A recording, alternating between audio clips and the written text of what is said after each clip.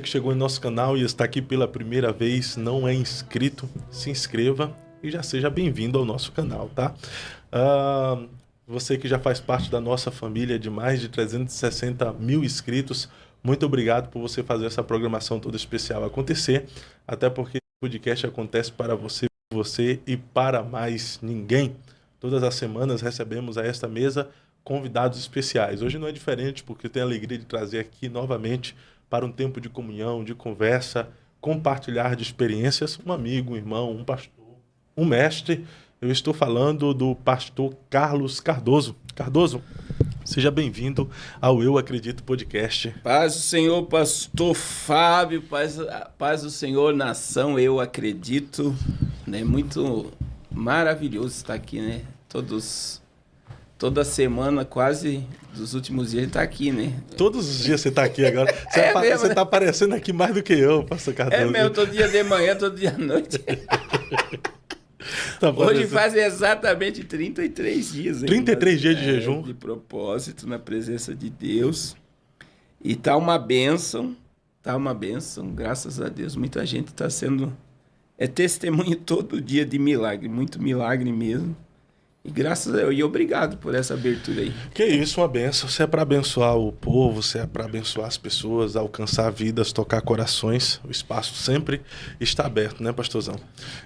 Mas, pastor, por que quando a gente está acomodado, parece que o inimigo não se levanta, e quando a gente se dispõe a fazer um propósito como esse que você está fazendo de 40 dias de jejum e oração, parece que o inferno se levanta de todas as formas, né? Rapaz, eu vou dizer para você... Você tocou num assunto, porque assim, eu já fiz vários jejuns. Teve um jejum que eu comecei, estourou deu um curto-circuito na minha casa. Foi uma coisa absurda. No jejum, várias pessoas tiveram problemas elétricos. Nesse jejum, um dia antes de começar, eu estava com a minha família toda descendo aqui de Curitiba eu vim no batismo da minha filha. E descendo embora, estourou o pneu no meu carro com toda a minha família dentro. Misericórdia. Mas estourou, parecia uma bomba. A lateral do carro ali, as peças saíram.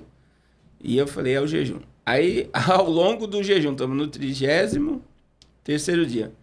Várias pessoas sofreram acidentes. Olha só. E há 2 dias atrás, uma moto bateu no meu filho. 2 dias atrás. Não aconteceu nada. Mas é assustador, assim, você vê que é Deus dando livramento, mas é o que você falou.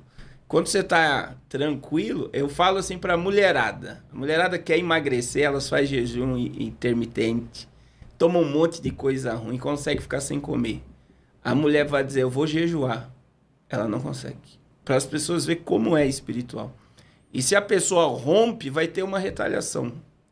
Por quê? Porque qual é o propósito do jejum? Mortificar a carne e vivificar o espírito. E o diabo não quer essa conexão entre pessoas com Deus. Então a gente vê, é o mundo espiritual, né? Deveria ser diferente, né? A partir do momento que você está em jejum, o Senhor poderia te guardar a tal ponto que tudo fluísse a mil maravilhas. Você não tivesse problemas, não tivesse ataque, porque você está resguardado espiritualmente. Mas a partir do momento que você entra em um propósito de oração e jejum, parece que os ataques vêm, coisas começam a dar errada, afrontas de todas as formas. Isso caracteriza o efeito do jejum, porque quando o inimigo se levanta, é porque ele sabe da vitória que você vai ter, né? Porque, por exemplo, quando Daniel entrou em jejum, houve O céu fechou. O céu se fechou, né? Houve uma batalha, o inimigo se levantou para tentar atrapalhar com que Daniel recebesse já a sua vitória de forma imediata, não é? Sim, o que acontece, pastor Fábio? No jejum, por exemplo, é normal as pessoas que estão em jejum manifestar desejos carnais absurdos. No jejum. Por que manifesta? É a natureza da pessoa central. É o que a pessoa é. Aquilo está dentro da pessoa. É como que se o jejum já estivesse expelindo aquele mau hábito, aquele desejo horrível. Então começa a se manifestar ira, começa a se manifestar um monte de coisa.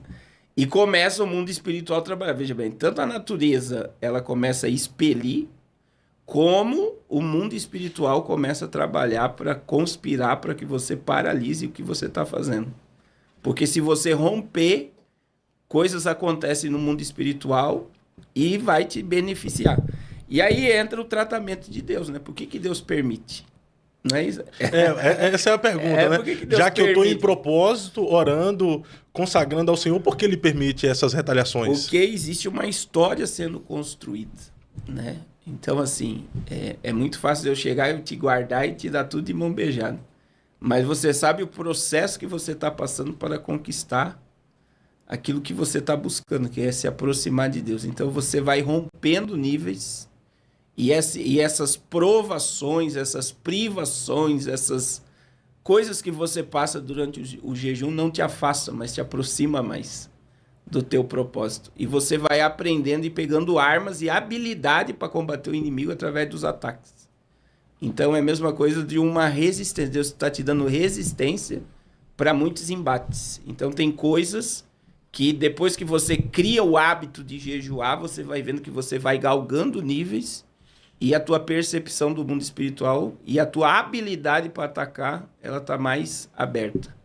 E também tem que saber lidar com os ataques mediante o propósito que você está, porque dependendo da forma como você reage, você acaba perdendo tudo aquilo que você tem, entre aspas, né, se sacrificado para conquistar, né?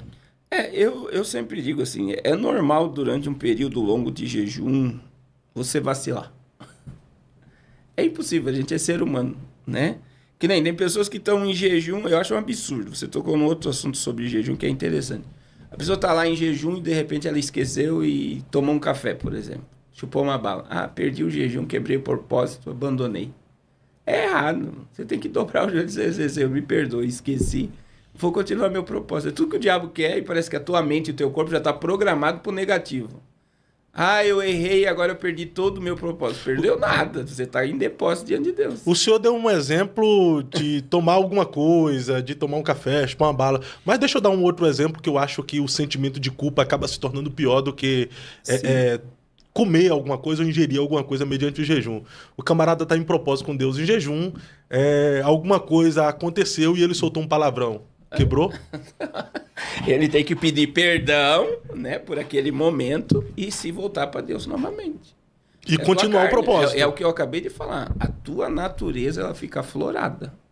E se você está muito carnal e andar no propósito, vai manifestar coisa horrível em você. O demônio, não estou dizendo nem a entidade, mas o demônio que há no ser humano se manifesta. O maior inimigo nosso é nós mesmos. Se você conseguir vencer você, controlar, né? Que o velho homem está querendo ressurgir todo dia na nossa vida, todo momento. E o jejum, ele te faz... Você está morto, miserável. Você não vai surgir. Eu não vou vacilar, eu vou pedir perdão e vou continuar. Então as pessoas desistem fácil. E a gente está numa geração... parece... Por exemplo, a gente começou em live, eu acredito que deve ter mais de 1.000 pessoas nesse propósito.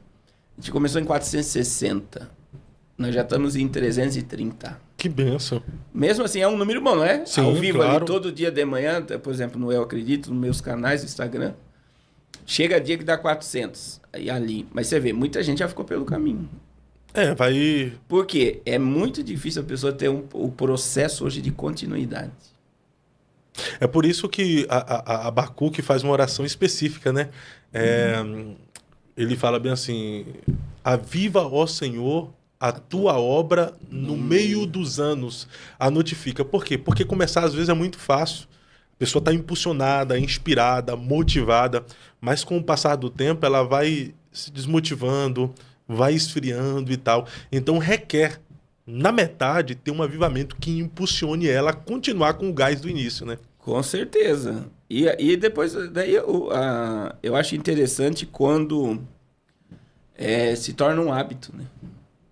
E não é um hábito ruim, é um hábito bom. A pessoa rompeu, ela vai, né? E aí cria um processo de continuidade, ela não vai desistir. Fácil, ela vai romper e vai vencer, e Deus vai operar, e você vai se aproximar mais, e o mundo espiritual fica mais claro. E também ter a percepção que o jejum é poderoso, né, pastor? Sim. A gente não jejua por barganha, mas tudo. Eu digo assim: você está no mundo espiritual para se aproximar de Deus, mortificar a carne e vivificar o espírito. E existem coisas que estão bloqueadas no mundo espiritual que o jejum quebra e que manifesta. Então, por exemplo, nesse jejum mesmo, teve o caso do inventário, 2 anos. A gente estava orando para sair. Ontem o irmão assinou o contrato lá, os filhos se reuniram e saiu, já venderam um imóvel. Teve 3 aposentadorias. Parece um absurdo. Ah, não, pastor, mas já ia acontecer. Tem coisa que está parada há 10 anos, 15 anos, 12 anos. Então, as pessoas querem naturalizar tudo. A pessoa, ela entrou no jejum, parece que os bloqueios espirituais vai caindo por terra. Teve 2 questões muito fortes de reconciliação familiar. Uma de um menino que falou, pastor, eu nunca entendia meu pai. Através de uma palavra nesse jejum, eu fui lá e pedi perdão para meu pai e para minha mãe. Porque eu consegui enxergar o amor deles, o amor de Deus e o quanto eu sou miserável. Vê? Olha só. Não é forte um negócio desse? Demais. Teve um caso de uma irmã que os filhos estavam tudo brigados, se reconciliaram. Então, assim, são coisas que vão acontecendo. Curas. Saiu uma cirurgia hoje que era impossível sair também para uma irmã, testemunhei hoje. E sem falar também que o jejum nos deixa mais sensível ao mundo espiritual, Sim. né? Para termos discernimento, percepções. O que é o homem, o que é o diabo. Até sentir Deus. A presença de Deus, né? Pessoas, às vezes, que têm dificuldade de sentir a presença de Deus, quando está em propósito de jejum, começou a falar de Deus, começa a arrepiar, a sentir uma emoção muito forte. Sim, você está mais sensível. Né? Totalmente sensível. Não tem ninguém sentindo lá, você está sentindo Deus.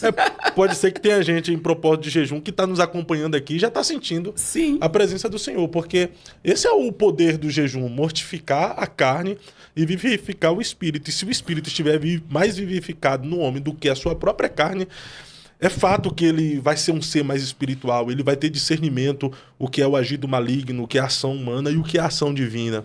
E é tremendo, né? A gente vê uma pessoa com sensibilidade espiritual, ela também começa a ter discernimento espiritual. Então, no jejum, é normal você entrar num ambiente e você sentir tudo que está acontecendo naquele ambiente. O peso que tá, tudo que tá ali, parece que você começa a ver as pessoas, olhar para as pessoas e já ver o que está acontecendo. Parece que Deus começa a te mostrar coisas que você não, estando natural na carne, você não percebe. Teve uma época que eu estava em propósito de jejum, quando eu era crente mesmo. Que eu fazia... Você gosta de ser criticado mesmo. Agora você fala dessa, é uma batalha. Quando eu era crente mesmo... Não, teve uma época que eu era muito crente, pastor. Eu fazia propósito de jejum de 48 a 48 horas. Eu pegava 48, jantava meia-noite, depois pegava mais 48 horas de jejum. Eu chegava em ambientes e eu via mesmo... espírito maligno no rosto de pessoas, e o Senhor me falava, essa pessoa aí não está sendo dominada por ela mesma, está sendo dominada por espírito maligno. Então, já entrava orando, Senhor, me guarda com teu sangue, me protege, livra essa pessoa, livra a família dessa pessoa, livra a pessoa que esse ser que está possuindo essa pessoa quer fazer mal. Então, assim, o jejum tem um poder extraordinário de desvendar o mundo espiritual para nós. Mas, infelizmente, nós estamos vivendo em uma geração que nem jejuar sabe também, né? O senhor falou, certo dia... Foi o quê? Foi no último podcast que a gente faz, que no propósito de jejum o senhor tem que ensinar todo dia as pessoas a fazerem jejum, porque não sabe, né? Não sabe o que é o jejum. Isso é incrível, né? Muita gente está dentro das igrejas, os pastores não motivam e não ensinam mais as pessoas a mortificar a carne. Aí você vê o nível que tá as igrejas, né? De não terem propósitos de jejum. E o jejum coletivo, ele é bíblico, né? Ele é bíblico porque, você vê, o rei de Jonas, de Nínive, botou o povo para jejuar. O jejum de Esther, foi tudo com o jejum o quê? Coletivo. Então você vê que o jejum coletivo, quando um pastor puxa o povo para o jejum, imagine uma igreja. Eu conheço igrejas que fazem 2, 3 propósitos de jejum no ano, o povo no propósito. Coisas sobrenaturais acontecem, né? Hoje tem muitas igrejas, principalmente as igrejas comunidade, estão fazendo jejum de rede social. Você acha que é válido um jejum de rede social? Pastor, mediante o tempo que nós estamos vivendo, em que as pessoas estão muito apegadas às redes sociais, então a partir do momento que faz um jejum de redes sociais, que vai gerar na pessoa uma abstinência, é válido. É válido.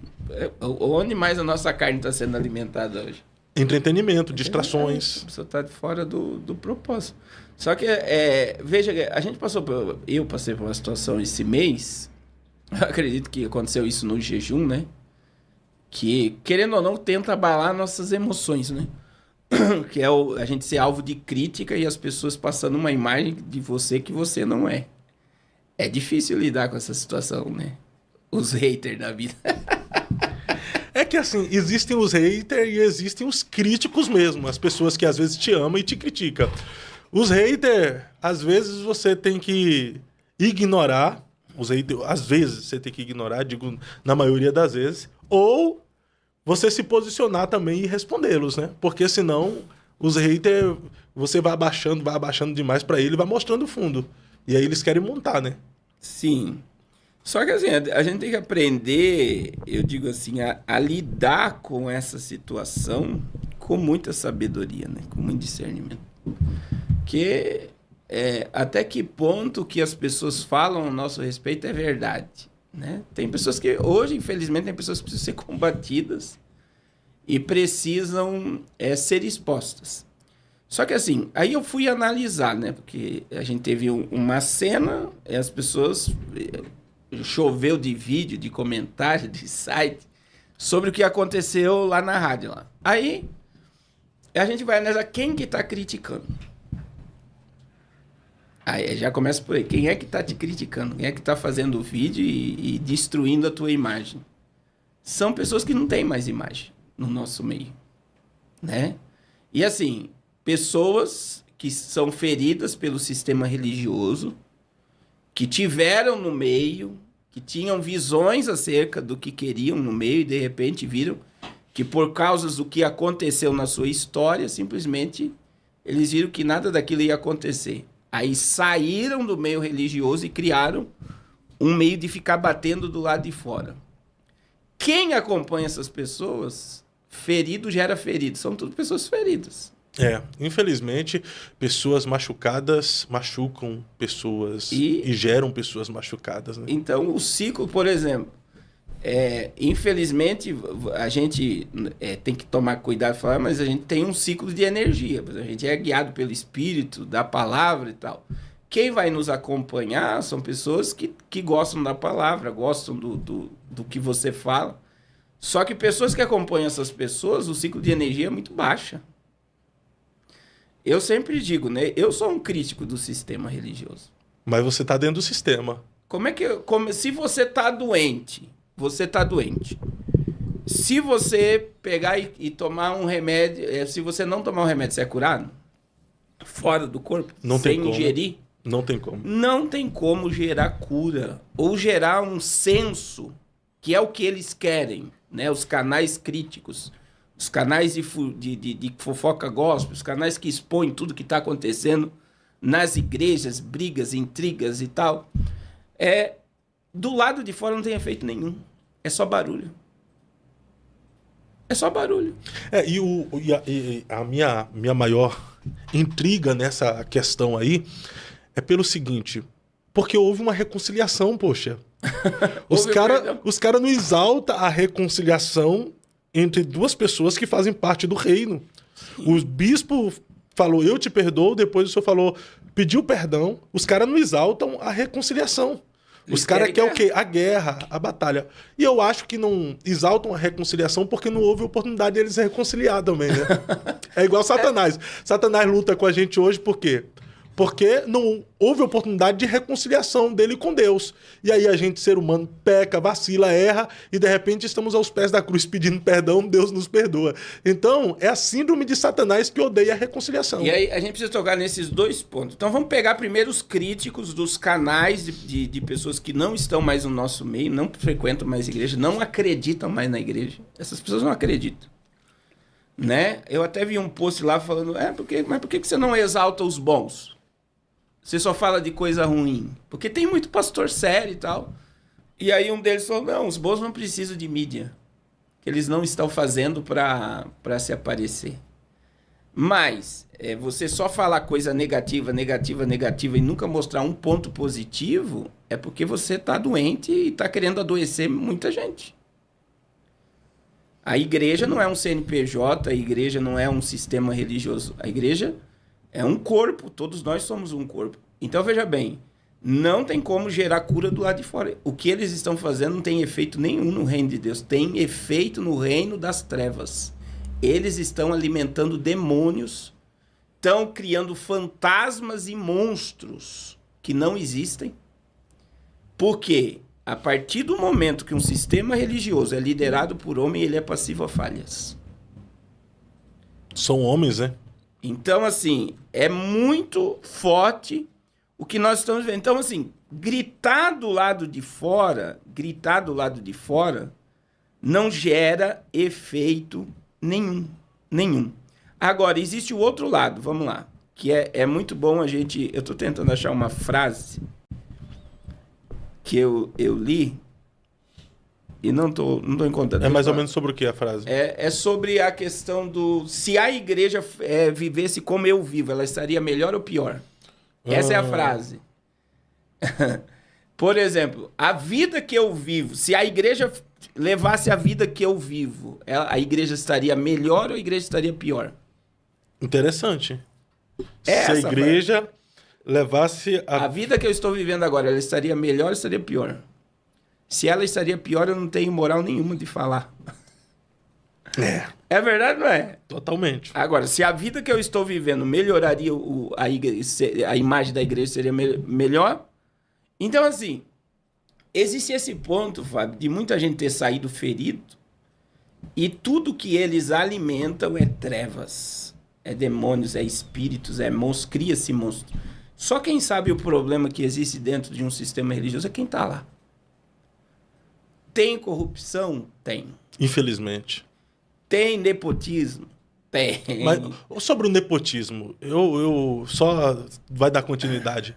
Mas se a gente pegar uma vertente mais bíblica, pegando o Antigo Testamento, o nepotismo é bíblico. Por exemplo, o sacerdócio passava de quem? De pai para filho. Se o cara tem chamada, eu não sou contra. Né? O problema é a pessoa querer enfiar um filho no ministério à força para pegar campo e a visão ser dinheiro. Então, existem homens de Deus, eu conheço filhos de pastores que são grandes homens de Deus, existem famílias inteiras de pastores que nasceram mesmo para aquilo, tem uma chamada para aquilo. Mas como tem filhos de pastor que não tem e estão sendo forçados a ser, e é uma catástrofe. E isso é perceptível quando a igreja, praticamente, que ele pastoreia, está sendo destruída. Mas eu acredito também que Deus é um Deus geracional, que o chamado, às vezes, passa de pai para filho, e isso nós temos diversos exemplos bíblicos, né?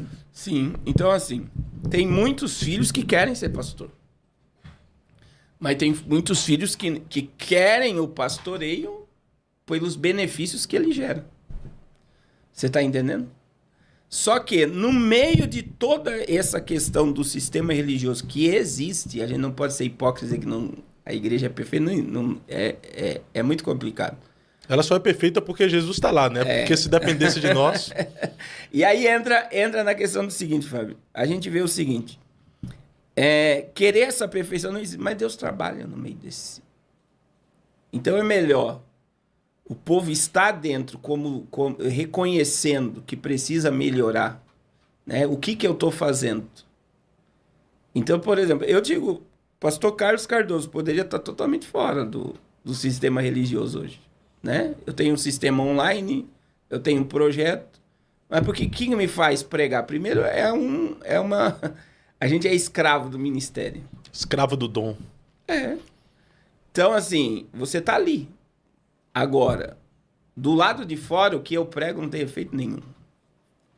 Agora, por exemplo... do lado de fora é só cão que esbraveja, né? É só grito. Agora, eu posso dizer aqui, quem me conhece, né? Eu tenho 25 anos de ministério pregando. Eu dizer que eu nunca cobrei para pregar, a primeira e única vez que eu cobrei, eu me senti muito mal. Que eu falei valores para ir pregar. Eu não cobro para pregar.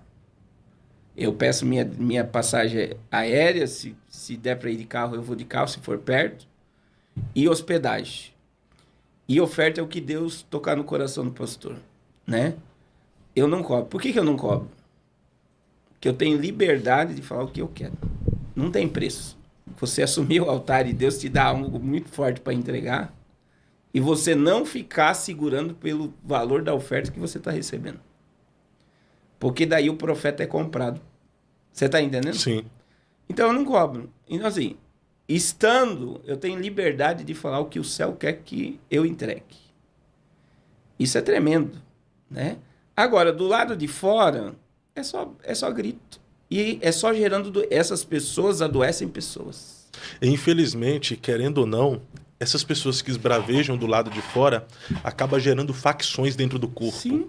Porque coloca a membresia contra a liderança. Isso tem sido um caos no meio da cristandade no Brasil hoje.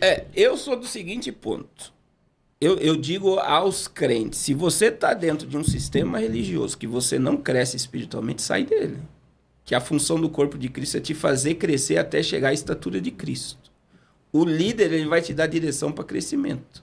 Agora, se você está dentro de um sistema religioso que você só sabe criticar, passa ano e sai ano, entra ano e sai ano, e você não melhora, você não cresce, você não desenvolve nada, você está no lugar errado. Não muda como ser humano, não muda como esposo, como esposa, como filho, amigo. Como amigo. Não muda como ser humano. E só sabe criticar, alguma coisa de errado você está tem. doente também. Isso é um cristianismo frajuto, né? Sim, e aí entra, né? Hoje, por exemplo, dízimo e oferta. É delicado tocar nesse assunto, é delicado. Mas eu preciso entender, pastor Carlos Cardoso, e aí eu posso falar isso porque eu sou um dizimista fiel. E lá em casa a gente dizima até de centavo. Então, assim, a gente sabe tudo que entra, tudo que sai, e o que é de Deus e pronto. E não importa o valor, é de Deus. E tá, graças a Deus. Agora, o que eu tenho na minha mente? Quem é que recebe meu dízimo e minha oferta? Não é a igreja. Não é a igreja que recebe. Quem recebe meu dízimo e minha oferta é Deus. Eu estou devolvendo o que pertence a Deus. É bom ver que esse dinheiro está sendo utilizado para fazer coisas? É bom. Mas tem muita gente, a maioria das pessoas que pregam ou falam mal de dízimo, de oferta, de cargo, pastor e tal, nunca foram fiel no dízimo. Nunca provaram o poder do dízimo. Você está entendendo? Não sabe o quanto é beneficente ser dizimista. Eu não né? dizimo para os outros, eu dizimo porque eu sei da bênção de Deus que existe. Aí a pessoa, e quem dizima e oferta e não prospera, quem dizima e oferta e não prospera, porque a pessoa dizima e oferta e não prospera. A prosperidade não é você ter muito, a prosperidade é você ter ausência de necessidade. Então, a prosperidade bíblica é eu ter ausência de necessidade. Eu estou com as minhas contas em dia, tenho meu carrinho, minha casa, eu talvez nem tenho o carro, mas eu tenho minha casa, minha conta de luz está paga, a minha casa está paga, meu aluguel está pago, minha água está paga, minha internet está paga, eu tenho, se acontecer qualquer emergência, eu tenho uma reserva. Prosperidade. Vida plena? Porque não adianta você ter muita coisa só ter dor de cabeça. Agora, olha o que acontece, Fábio. Por que a pessoa dizima e oferta e não prospera? Primeiro, porque ela quer saber onde está o dinheiro. Eu estou dizimando, mas eu quero saber onde está indo o meu dinheiro. O dinheiro é dela, tá ali. É meu dinheiro. Eu quero saber onde está. Deus nunca recebeu essa oferta. Ou seja, ela jogou, a partir do momento que fala que é meu, não deu, né? Não devolveu, não entregou para quem direito. Ela quer ficar monitorando o dinheiro que nem dela é mais, é de Deus. Aí o pastor tá roubando, o pastor tá fazendo isso, o pastor tá fazendo aquilo. Meu irmão, pensa na maldição que é mexer em dinheiro de igreja. Eu tratei um caso de um diácono que estava roubando o dízimo da salva. Tudo na casa dele destruído. Aí ele tirou férias, ele me ligou para confessar o pecado. Ele, por exemplo, entrava, daí ele pegava ali os envelopes, tirava o dinheiro ou tirava dinheiro da salva. E virou hábito. Aí o que aconteceu? Tudo quebrado. Ele pegou férias. Ele ficou 30 dias das férias deles quebrando a casa dele por causa de um vazamento e não encontrou o vazamento. É maldição. Pessoa que mexe no dinheiro de Deus, não tem administração no dinheiro de Deus, ela está debaixo de maldição. O que é de Deus é de Deus.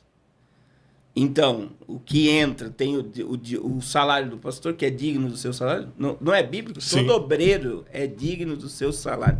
Sacerdote levita tinha tudo. E se aposentava com a família sendo amparada pelo sistema religioso do Antigo Testamento. Não é tremendo? Eles nunca foram desamparados, porque faziam o serviço do Senhor. Agora, eu preciso ter essa liberalidade. Então, assim, aí o cara critica, existe um monte de coisa que está acontecendo, só que todos temos que ter consciência. Até que ponto tudo isso edifica eu ficar expondo a todo momento? E outra coisa, pastor, a gente tem que apontar o erro trazendo uma solução. Apontar por apontar, sem apresentar uma solução, é o quê? É só interesses. É só interesse em monetização, em views, em polêmica, em guerra, em batalha. E outra coisa, se apontar um sistema religioso sem apontar o erro de um sistema religioso, sem apontar um sistema religioso que faz o certo, qual é o interesse? Qual é a ideia? Qual é a proposta? É simplesmente colocar o povo contra a igreja? É fazer o povo se tornar inimigo da cruz de Cristo? Não, eu não consigo entender. Tirar a unidade. Tirar a unidade. No seu caso ali, a crítica veio após uma reconciliação. O que o povo queria? Guerra? Treta?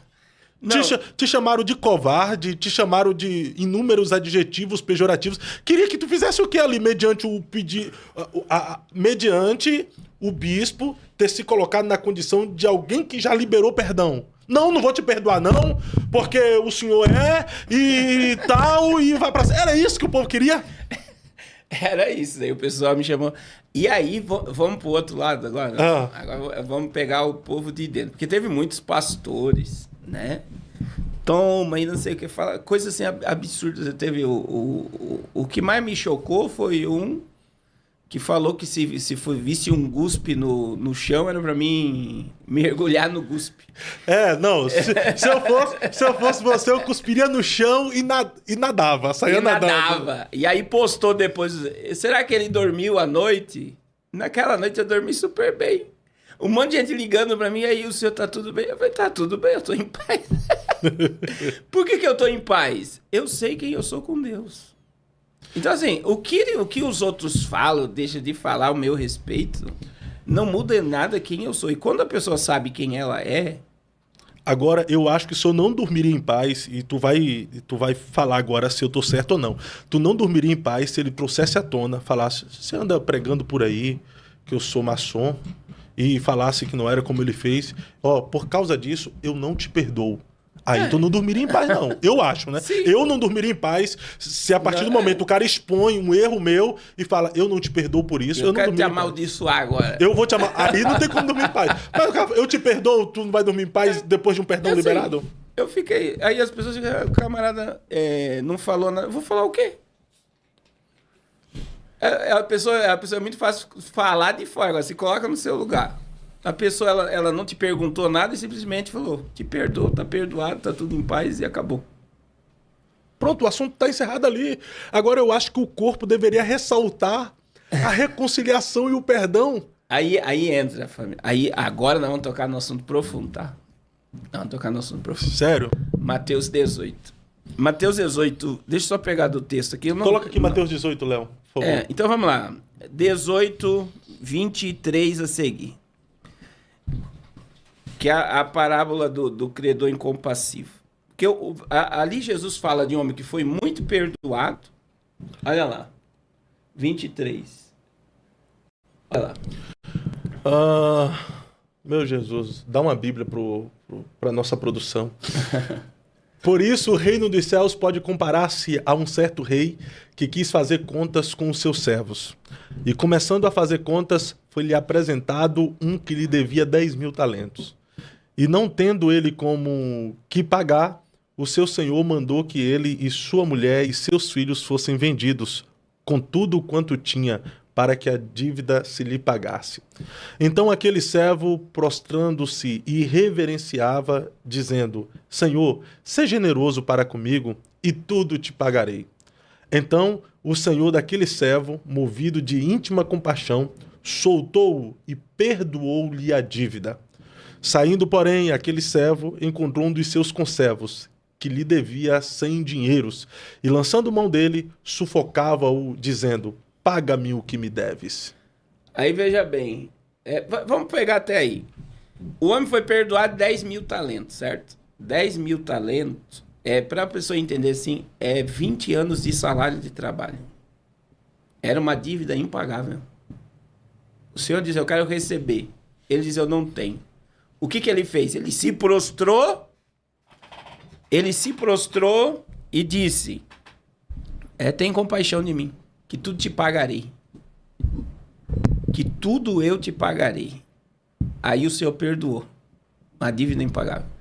Aí ele sai e encontra uma pessoa que lhe deve sem dinheiro. 3 meses de trabalho. Então, veja bem, ele foi perdoado de uma dívida de 20 anos de trabalho e encontra uma pessoa que lhe devia 3 meses de trabalho. O que ele deveria fazer? Perdoar. Não é? Eu fui tão perdoado, tá perdoado. E eu devia perdoar todo mundo que chegasse na minha frente me devendo, mas você não me deve mais nada, eu tô perdoado. Mas o que ele fez? Ele cobrou e mandou para a prisão o que lhe devia sem dinheiro. A pergunta que a gente tem que fazer pro texto é, por que ele não perdoou? Se ele foi tão perdoado. Por quê? Tão perdoado e não perdoou, não teve capacidade de perdoar. Não é um absurdo a pessoa ser tão perdoada? Claro que isso tem a ver com a Bíblia, que é, Jesus nos perdoou de uma dívida impagável e quem sou eu para não perdoar o meu próximo? Agora, vamos pro texto, vamos raciocinar o texto. Por que ele não perdoou se ele foi tão perdoado? Está no próprio texto. Ele disse, tudo te pagarei. A única forma de eu não perdoar é quando eu não me sinto perdoado. Então, o que ele queria fazer? Ele queria pegar o sem dinheiro e cobrar todo mundo para ele ajuntar um dinheiro para chegar diante do Senhor e pagar uma dívida que já estava paga. Ele não se sentiu perdoado. E aí ele queria cobrar todo mundo para ir pagar uma dívida que já estava paga. Quando eu tô cheio de pedra na mão cobrando todo mundo, é muitas das vezes porque eu não me sinto perdoado. E aí eu quero condenar todo mundo, eu quero julgar todo mundo, eu quero espraguejar todo mundo, porque eu me sinto culpado de alguma coisa. Então, é o que aconteceu com muita gente. Eles se encheram de pedras na mão e falaram, vou atacar ele agora. E aí é por quê? Porque não está bem com Deus, porque não está em paz com Deus. Porque o verdadeiro amor, se eu tenho o amor de Cristo, se eu fui perdoado, quem sou eu para não perdoar o Carlos? Não é nem o pastor Carlos. É o ser humano, né? Em vez de ficar criticando, espraguejando, humilhando, dizendo que é um covarde, dizendo que é isso, os povos querem guerra. Aí você vê o que está alimentando o povo. O que está alimentando o povo é vingança, é ódio. É por isso que quando o profeta se levanta na igreja e diz que teus inimigos vão ser destruídos, o povo glorifica. E aí o que a Bíblia diz sobre meus inimigos? Eu devo amar e orar, né? Amar o meu inimigo e perdoar, orar pelos meus perseguidores e amar os meus inimigos. E hoje não tem. Outra questão, João 8, a mulher adúltera. Você vê, quem é que levou a mulher adúltera até Jesus? Foi a religião. Os religiosos, né? A religião queria matar. E todo mundo tava com a pedra na mão para matar ela. A religião mata. E Jesus falou o quê? Quem não tiver pecado, atire a primeira pedra. Olha que interessante. Não foi dos mais novos para os mais velhos que começou a soltar as pedras. Foi dos mais velhos, porque tinham mais pecado. Porque tinha mais consciência dos erros que cometeu na vida. E, veja, Jesus poderia tacar pedra nela ou não? Sim. Ele não tinha pecado. Mas o que ele fez? Ele acolheu ela. Ele perdoou ela. Isso é o evangelho. E a gente está nesse momento, a gente está armado até os dentes para tacar pedra nos outros. E aquele que tem o poder e é tão justo que tem o direito de me tacar pedra, de me destruir, sim, de me condenar, decidiu me amar e me perdoar, né? E aí? Então, assim, a gente tá dentro de uma geração doente que aí você vê o nível de espiritualidade que a gente tá convivendo. Que as pessoas não têm um pingo de misericórdia e ainda se alegram de ver o irmão sendo exposto e não entendendo nada, porque ninguém sabe o que aconteceu. As pessoas só pegam um flash de 2 minutos e meio e acham que aquilo é uma verdade absoluta. Ninguém sabe o que aconteceu depois, o que aconteceu antes. Se aconteceu alguma coisa, ninguém perguntou para mim o porquê que eu fui lá. Alguém perguntou? Ninguém. simplesmente vira um vídeo e fala, é isso daqui e vou acabar com ele agora. E ninguém entende que foi perdoado, já está perdoado, já tá, e as pessoas querem. Não vira o clima durante o debate 2 horas, foi maravilhoso o debate. O clima entre os dois de reconciliação, de fraternidade, de amizade, de comunhão, não é? E aqui eu ressalto mais uma vez a grandeza do bispo, né? Além de ter sido homem de questionar frente a frente, entre aspas, ele também foi homem de Deus porque questionou e acabou perdoando. Né? Então, e aí as pessoas querem briga, querem... Treta. Né? Treta. O que alimenta a internet é a treta. É a treta, eu tô te falando. E assim, eu tenho um grupo que eu comentei com eles sobre o ocorrido e falei, esse grupo sim, eu falei, se vocês se sentiram de alguma forma ofendidos, mas eu expliquei, né, o posicionamento do que foi feito, o que o bispo fez, e falei no teu podcast, pedi perdão, e acabou. Na minha mente. Só que as pessoas querem encher as mãos de pedra, querem briga, querem... E ninguém quer paz, parece. Aí tem aqueles também que partem pro extremo, né? Agora, que credibilidade o Cardoso vai ter para falar qualquer coisa? Né? Muito.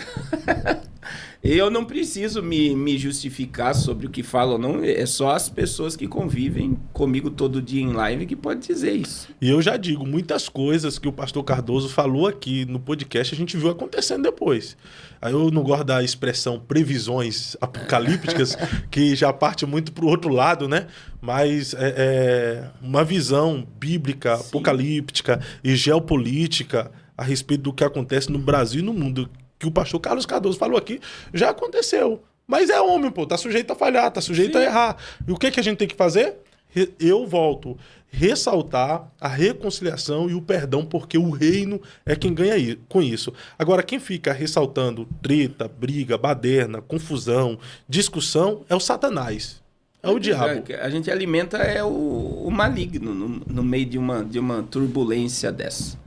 Então, assim, Fábio, a gente vê hoje, você tocou no assunto sobre a questão apocalíptica, né? Você sabia que eu poderia, como muita gente faz, Deus me mostrou que isso ia acontecer. Não ia me dar mais credibilidade? É Deus, né? Como é que vai questionar? e é o que muito profeta hoje tá utilizando, porque quem estuda geopolítica sabe para onde o mundo está caminhando. E a pessoa poderia tomar o título dizendo, Deus está me revelando. Só que, aí que vem, é onde a gente cria muita inimizade. É porque o negócio está tão claro e você não mostra dentro de uma visão espiritualizada. Você mostra, raciocina. Vamos raciocinar isso daqui. Por exemplo, essa semana, segunda-feira, Donald Trump, pela primeira vez na história dos Estados Unidos da América, Donald Trump mandou todos os generais alta patente do exército americano se reunir com ele nos Estados Unidos. Todo mundo deixou do mundo inteiro. Foi 800 generais reunidos numa sala só. Isso criou um alvoroço. Vai acontecer alguma coisa ou não? Vai. Nisso aí você já acaba tendo não norte, tem uma previsão? Tem uma previsão. Como é que o cara vai... Por quê? Porque eles têm teleconferência. E é altamente segura. Por que eles vão vão dar uma informação que não pode ser usando o mecanismo de energia, de internet? E aí, veja, imagine que tem um general dos Estados Unidos no Brasil, outro ali, eu estou dando um exemplo, né? Lá no Panamá e tal. Eles todos tiveram que ir para a América no mesmo instante, se reunir no mesmo lugar e deixa fragilizado, porque o comando sai deles. Todo o comando do exército sai dessas 800 cabeças. É a mesma coisa que deixar os postos desprovidos. Se acontecer uma terceira guerra mundial, até se... O que vai fazer se ficar sem comunicação? Como é que o povo vai agir? Parece... Mas é muito preocupante o que está acontecendo essa semana. Por quê? Vamos lá. A gente tem essa reunião. Emmanuel Macron mandou o exército e a população ficar pronto para uma guerra. E a Rússia está... fazendo um monte de ensaio de usar armamento nuclear. Então, alguma coisa, existe uma previsibilidade. Aí também tem o Emmanuel Macron pediu para todos os hospitais se prepararem para receber feridos de guerra.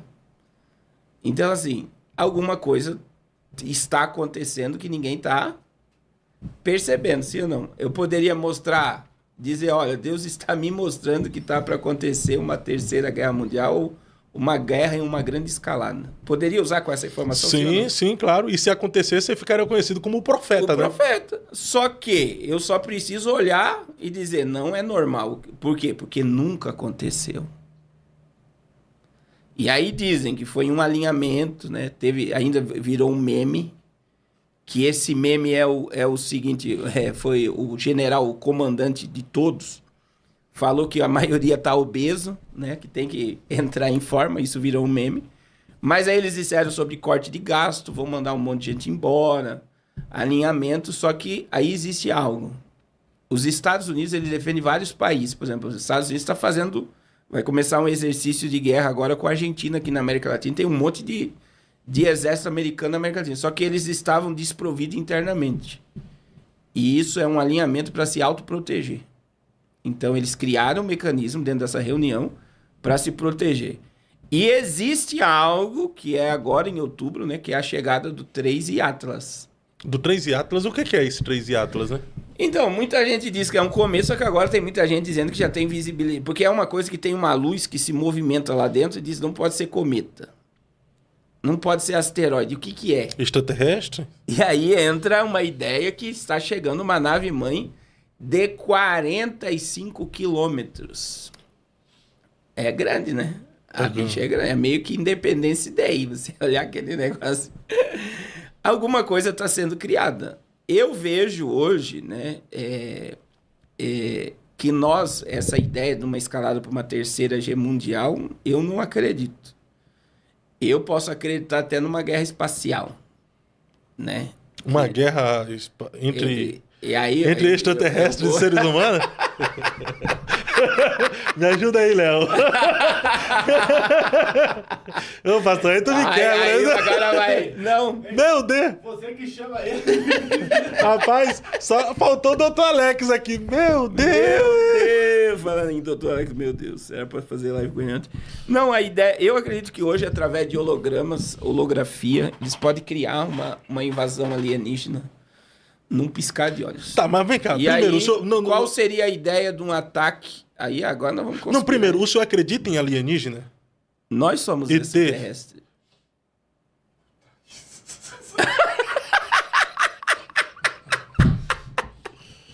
Você é um extraterrestre, não sabe. Você veio da onde? Hã? Você veio da onde? Vim do sopro de Deus, né? Vida. Quem te deu vida? Foi Uax. Deus. Pra onde você vai voltar? Eu espero voltar pra lá. Então, Céu, pra Deus. A gente é celestial, a gente não pertence à Terra, então a gente é um extraterrestre.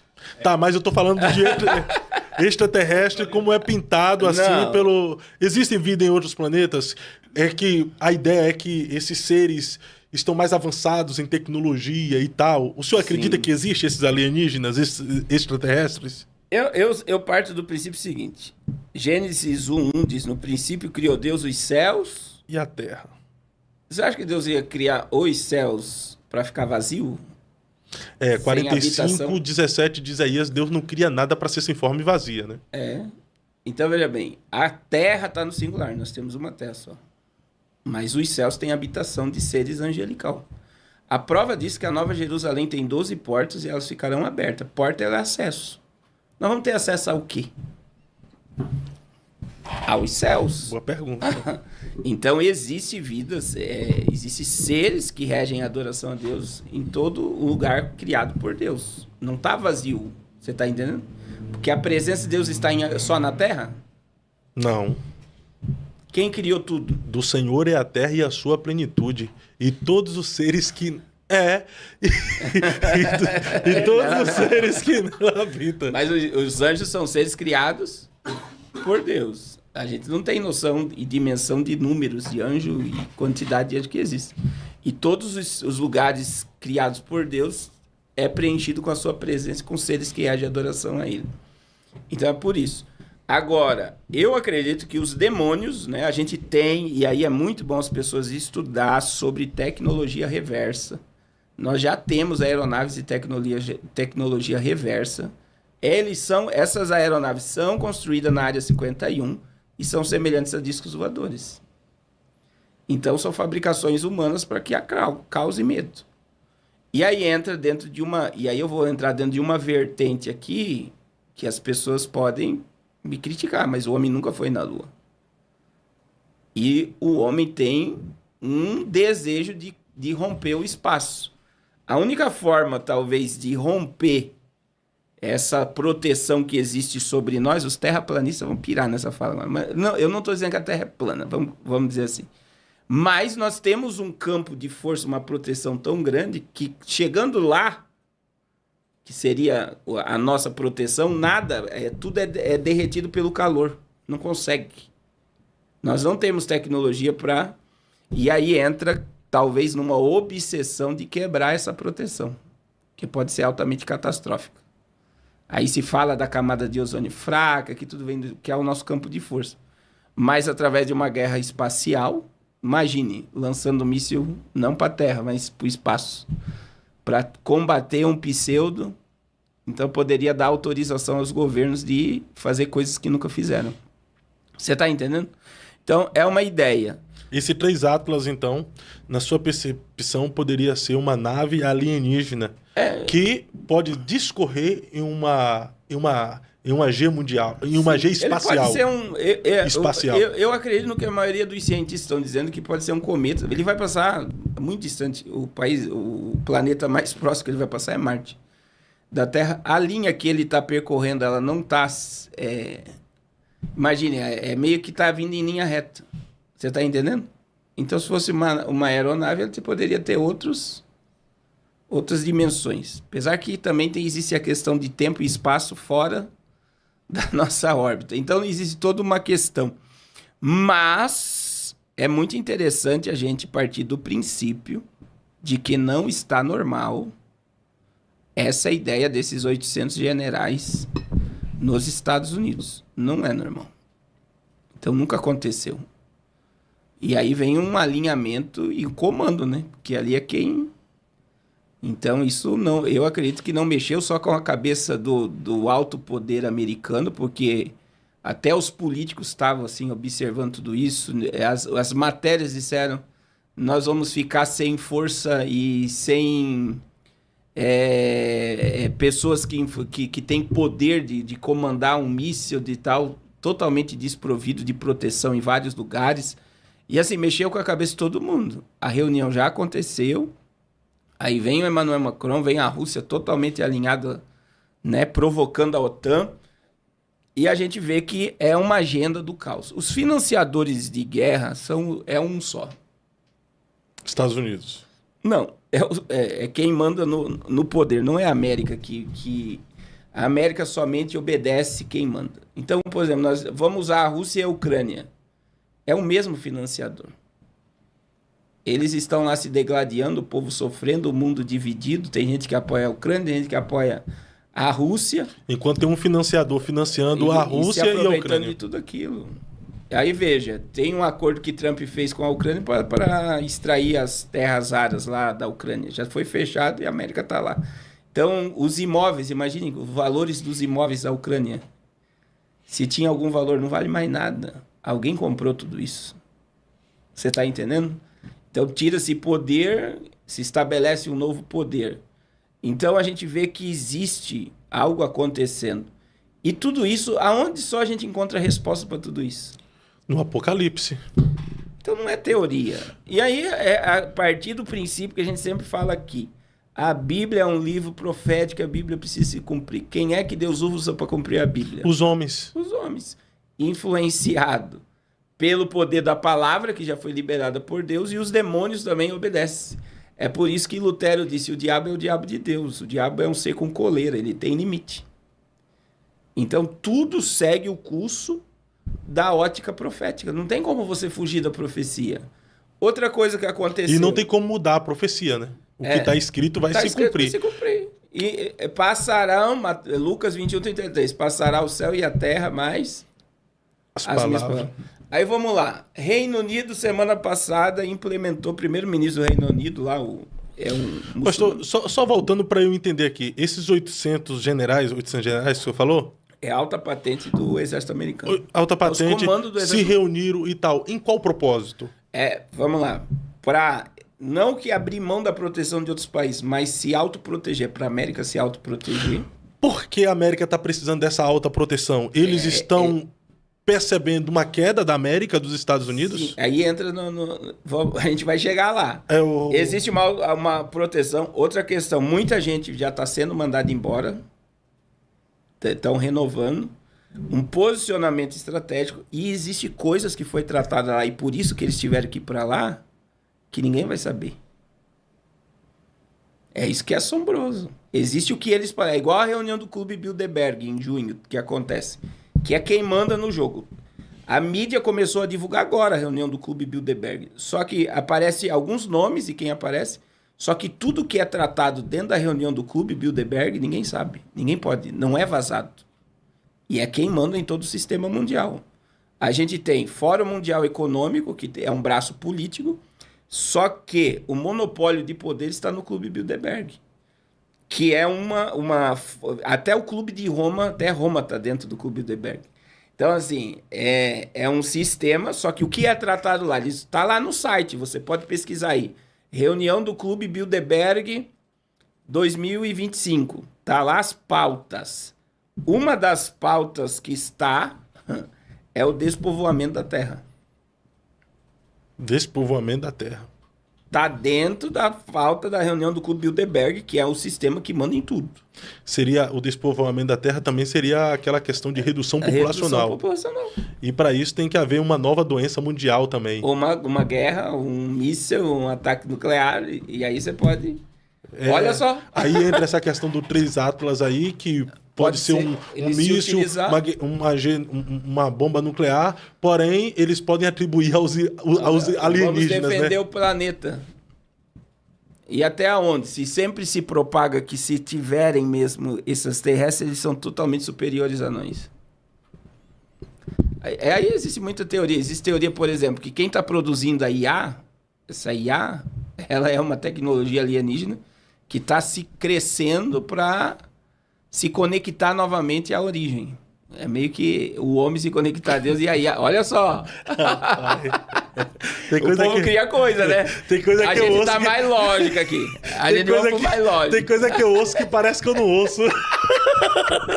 Não, mas o problema é que se você for analisar, tem fundamento. Esse que é o grande quê da questão. Muitas vezes tem fundamento. Agora, veja bem. Teve a reunião, Macron preparou tanto o exército como a população e os hospitais. A Rússia está provocando a OTAN, através da Ucrânia, passou por cima da Polônia com drone, está acontecendo muita coisa. Eu não acredito que esse ano, 2026, nós teremos qualquer evento dessa magnitude. Porque nós estamos num ano de pacificação, né? De pacificação, mas está havendo uma movimentação. Né? O chanceler da Alemanha disse, nós não estamos na Terceira Guerra Mundial, mas também não estamos em paz. Que é algo assim, estamos preparados. Aí tem mais outra coisa, veja bem, que está acontecendo. Pode falar. Tu ia falar sobre o Reino Unido ali, aí eu voltei para Vamos lá, o Reino Unido. O primeiro-ministro do Reino Unido criou o ID digital para todo trabalhador. O que é o ID digital? É íris dos olhos, é uma identidade digital. Então, eles vão escanear o olho e a face. Aí, o presidente de El Salvador publicou ID digital do Reino Unido. O que ele publicou embaixo? Apocalipse 13:16. E fez que a todos, grandes e pequenos, livres e servos. O próprio presidente do presidente de El Salvador colocou o ID digital do Reino Unido como a marca da besta. Meu Deus. E o presidente do El Salvador não quis ir para a reunião da ONU, não, né? Por que tá? Por quê? Porque a gente fala muito de... O que o povo precisa entender que quem manda no jogo não quer mais dinheiro. Quem manda no jogo agora quer o controle total e submissão total da humanidade. É por isso que você vê que é o próprio espírito do anticristo. O mundo está sendo preparado para um líder global só. Que vai pacificar, e só pacifica quebrando essa polarização de esquerda e direita mundial. Então, veja, o ID digital, segundo eles, é por causa da imigração. Mas não é. É controle. A pessoa vai ser totalmente controlada, monitorada e vigiada pelo governo. Ela não consegue mais ficar escondida em lugar nenhum. Ela é encontrada em qualquer lugar. Ela saiu na rua, ela é reconhecida. E aí, veja bem, tudo que, através de uma identidade digital, tudo que você vai... A questão da pontuação, que a gente sempre fala, vai ser pontuado. Eles podem bloquear a conta de uma pessoa, eles podem fazer o que quiser, através do comportamento dessa pessoa. O que eles oferecem através disso? Segurança. Mas o que eles pedem em troca? A tua liberdade. Então, eles estão dizendo, não, mas isso aqui é para gerar paz e segurança. Mas para você ter paz e segurança, você não é mais livre. Você vai ser totalmente monitorado e vigiado pelo sistema. Controlado. Que é o que acontece na China. Só que o ID digital é um passo gigantesco. A China ela já está pronta para montar isso. Ela já controla todo mundo. E com o ID digital, acabou. A pessoa ela é achada em qualquer lugar do mundo. Não tem para onde fugir. Por exemplo, a menina deputada federal aqui, a Zambelli, foi encontrada lá na Itália, né? Por um hacker. O cara, o cara que encontrou ela foi encontrada nos Estados Unidos, depois que ela foi para a Itália. Ela postou um vídeo e o cara foi, através das imagens onde ela estava, é um jogo que faz você reconhecer o local. O cara falou, não, ela está em Los Angeles. Imagina com ID digital. Acabou. Aí a pessoa colocou a cara. Então, assim, é um controle absurdo. Aí, veja bem, um presidente... É isso que me choca. Me faz lembrar também aquele filme... Não sei o que... Lembra daquele filme do cara que... Ele era um agente da CIA... Vai falando aí. O presidente que eu vou achar aqui. Aí, veja bem, o que me choca, Fábio? O presidente de El Salvador assimila isso à marca da besta. Pergunta para um pastor se ele acha que isso é a marca da besta. Não acho. Não é absurdo? Parece que a percepção de pessoas que não estão no nosso meio, elas estão tão claras ao Apocalipse, e quem está no nosso meio... Lembrei, Identidade Bourne, lembra daquele filme? Tu já deve ter assistido esse. Aqui, ó. Desse cara aqui, ó. Deve ter assistido esse filme dele. Aí... Que luta. Aqui, ó. Identidade Bourne. Nunca assistiu esse filme? Tu já assistiu, né? Que tem tudo a ver com o que você tá falando. Sim. Aí. E aí, veja bem. Através do ID digital, todo mundo pontuado, todo mundo monitorado, todo mundo controlado, e as pessoas não percebem. Aí um presidente de um país, ele entende que é um sistema de controle, que é a marca da besta, só que quem anda com a Bíblia... Não acredita. Não acredita. É porque surgiram já muitas teorias também, né, pastor? Surgiu a teoria da marca da besta ser o www, o código de barra. O que mais?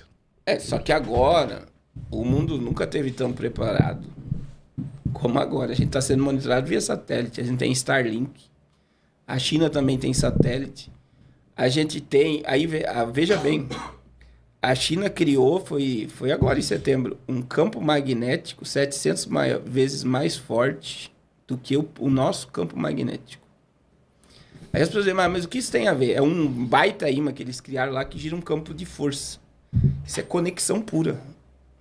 É tipo, através dessa tecnologia, envolve um monte de coisa de propulsão nuclear e tal, mas envia um sistema... É como que se criasse uma conexão com a Terra inteira. Foi agora, semana passada. Então, tudo que nós estamos vivenciando agora no salto tecnológico, no salto científico, é para nos escravizar. Então, eles liberaram a internet como algo maravilhoso, mas é a própria internet que vai nos levar à escravidão. Sistema de controle absurdo. E só encontra resposta como presidente de El Salvador. Um louco, né? Que tá de frente com o sistema, né? Aí tem outra coisa. Vamos lá. Olha a quantidade de coisa, né? Eu que tô dando os assuntos. Muita coisa aí que tá acontecendo que eu tô por fora, ué. Sobre esse 3 Atlas mesmo aí, eu tava meio por fora dessa... ID digital. Não, da ID digital também, meio por fora. E aí existe outra coisa. Tem um vídeo meu que viralizou em 2023, que eu falava da quebra da América. E o que acontece? Está acontecendo agora. O Trump está para mandar... Na realidade, existe vários órgãos públicos americanos fechados. E 100 mil pessoas podem ser mandadas embora. Porque o Trump não está conseguindo aprovar o orçamento. Ontem foi votado, perdeu de novo, para 2026. E por que ele não está conseguindo aprovar o orçamento para 2026? Porque a América está quebrada. O dólar despencou, o ouro subiu. E por algum momento ali a China se tornou o país economicamente mais poderoso do mundo. E é isso que a China quer. E veja bem, eu tenho dito, o Biden entrou e quebrou os Estados Unidos. Entregou para o Trump com 34 trilhões de dívida. Agora está 36,5. Então veja bem, para cada $1 que entra na América, a América deve $1,50. A dívida está impagável. Aí, como é que a economia americana se segurava? Nos títulos que eles tinham, principalmente na mão do Japão e da China. Então, não se desfaziam, esses países não se desfaziam desses títulos para equilibrar. Só que a China e o Japão começaram a vender esses títulos no mercado para quebrar a economia americana. Então, a América é uma bolha que pode explodir. Mas será que consegue quebrar? Eles conseguem qualquer América? coisa. E aí existem coisas que as pessoas, né? A gente comentou, né, aqui, que, por exemplo, o Donald Trump é colocado para nós como o cara mais poderoso da Terra.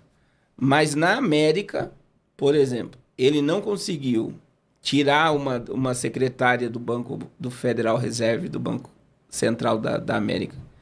Ele não conseguiu tirar um repórter do New York Times, ele botou lá uma multa de 15 bilhões, tudo isso porque a Suprema Corte relocou. E agora ele não está conseguindo aprovar o orçamento para ter dinheiro para trabalhar em 2026. Então o cara não é tão poderoso assim como a gente imagina. É aí que é. E aí quem manda na mídia, quem manda no Banco Central e quem manda nos partidos políticos? Não é ele. Existe um sistema por trás. Você está entendendo? Quando a gente fala que existe esse sistema, não é coisa da nossa cabeça. Tem alguém mandando e dando de frente. E a agenda é o quê? Caos pela ordem. A América quebrada é o mundo quebra, tá? Aqui no Brasil ele não está conseguindo mudar nada. Mesmo aplicando a lei magnífica aí no Alexandre de Moraes, na esposa do Alexandre de Moraes, mesmo tentando peitar o Lula, colocando tarifaço no Brasil, o que é que mudou? Bolsonaro está quase sendo... Já foi condenado à prisão, né? Sim. E aí, o que nós estamos vendo? A gente vê... por exemplo, os Estados Unidos, eles colocaram o nome lá. Desde 1981 isso não acontecia, tá? Os Estados Unidos, ele está paralisado. Essa é a palavra. Desde quando? Desde o dia 1º. Paralisou um monte de órgão. Um monte.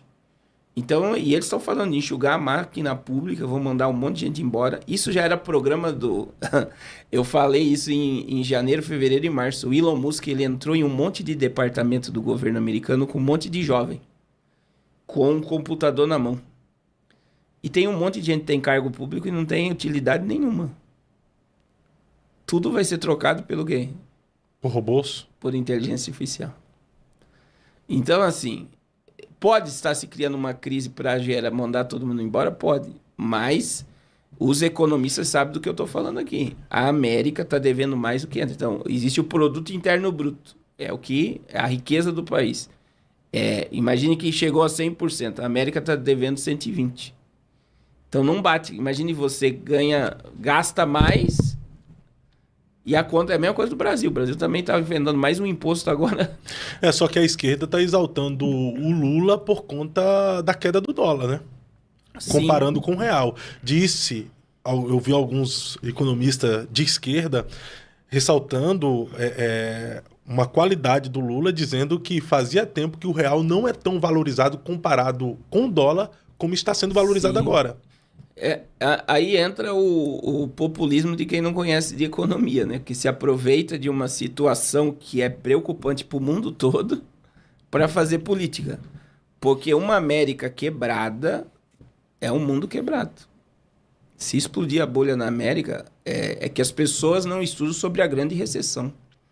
Em 1929, Fábio, as pessoas se jogavam dos prédios. Imagine você dormir milionário e acordar pobre. Pesado isso aí. E hoje, dentro de um sistema, né, que pode colapsar a todo momento, existe o risco de quem está... Eu vou dar o exemplo da Venezuela. A Venezuela, quando o povo começou a ver, muita gente inteligente que percebeu o que queria acontecer, o que está acontecendo agora, foi embora, tirou todo o capital do país e vazou. Quem disse, não, vou ficar, não vai acontecer nada, e ficou, tá lá como escravo, não consegue sair da casa, porque se sair o governo toma, e tá escravo dentro do país. Você tá entendendo? Então, assim, quem entende de mercado vê que nós estamos num momento muito perigoso da economia mundial. Aí o que complica é o seguinte, no meu pensamento, né? Se os Estados Unidos estão passando por essa crise interna aí, o que está se intrometendo no país dos outros? Eles vão te chamar de petista, hein? Não. Tá vivendo uma crise interna aí, lá e tá querendo caçar o Maduro. Tem que ser caçado mesmo. O Maduro tem que ser punido pelo ditador que se tornou. Beleza. O Brasil também está vivendo um tempo ruim com esse governo, autoritarismo do STF, principalmente do Alexandre de Moraes. Mas ele não tem que organizar a casa primeiro para depois se preocupar com os outros países? Então, é aí que a gente vê o que a mídia passa, mas as coisas não estão tão pacíficas. Por exemplo, ele colocou a guarda, é a mesma coisa que ele colocar a Guarda Nacional em Washington. Onde está a Casa Branca ali, está em segurança máxima, monitoramento total. Não está tão pacífico. O Trump está impondo uma paz mundial pela força, por ameaça. E na América Latina, o combate de Donald Trump é contra o comunismo, é contra a China tomar o poder. Então, existe um braço muito forte da Rússia, da China e do Irã, que é a Venezuela, que é uma ameaça, né? Há muitas coisas e interesses americanos. Então, o que ele está fazendo? Ele vai, pelo que dá a entender, o Marco Rubio falou ontem, que ele quer que a América tire Maduro do poder. A quebra do Maduro vai abrir precedente para os outros presidentes, que é o Pietro e o Lula. Só que o cabeça está onde? O cabeça do Foro de São Paulo, o cabeça de todo o financiamento da esquerda da América Latina é o PT. É o Lula. É o Lula, que ele é o formulador. E ele falou isso na ONU, que ele criou o Foro de São Paulo com Fidel Castro. E aconteceu ontem algo... É muita informação, né? Meu Deus. Manda aí. Eu amo essas informações. Um secretário lá do Donald Trump reabriu o caso da Odebrecht de 2016 da Lava Jato. Abriu o caso. E aí vai mexer no cofre dos poderosos do Brasil. Então imagine, é um caso que para ele já tinha morrido, tá todo mundo perdoado pela Suprema Corte, só que a América pode expor. Agora, presta atenção, a Odebrecht é uma empresa brasileira com investidores estrangeiros. Ela deu de suborno para políticos em 12 países 788 milhões de dólares. É muita grana. E para quê? Para ter liberação em obra, concessão e tal, em 12 países. E se Donald Trump mexer nessa caixa de Pandora, ele mexe no cofre dos caras aqui. E mexendo nos caras dos cofres aqui, mexe nos senadores, nos deputados e na Suprema Corte. E aí o Lula fica enfraquecido diante de mexer na Odebrecht. Então a gente está dentro de um sistema que a guerra hoje, e eu digo assim, a guerra que está se criando é um posicionamento para o anticristo. É o mundo pendendo para a direita, né? Para a direita, porque o anticristo ele vem dentro de um princípio de direita. É o caos pela ordem, né? Então ele só consegue entrar em ação diante de uma mudança geopolítica mundial. E é o que está acontecendo. E as pessoas esquecem, por exemplo, qual foi a abertura das Olimpíadas? Lembra? Foi da mulher? Foi a mulher? Não, ou do foi dragão?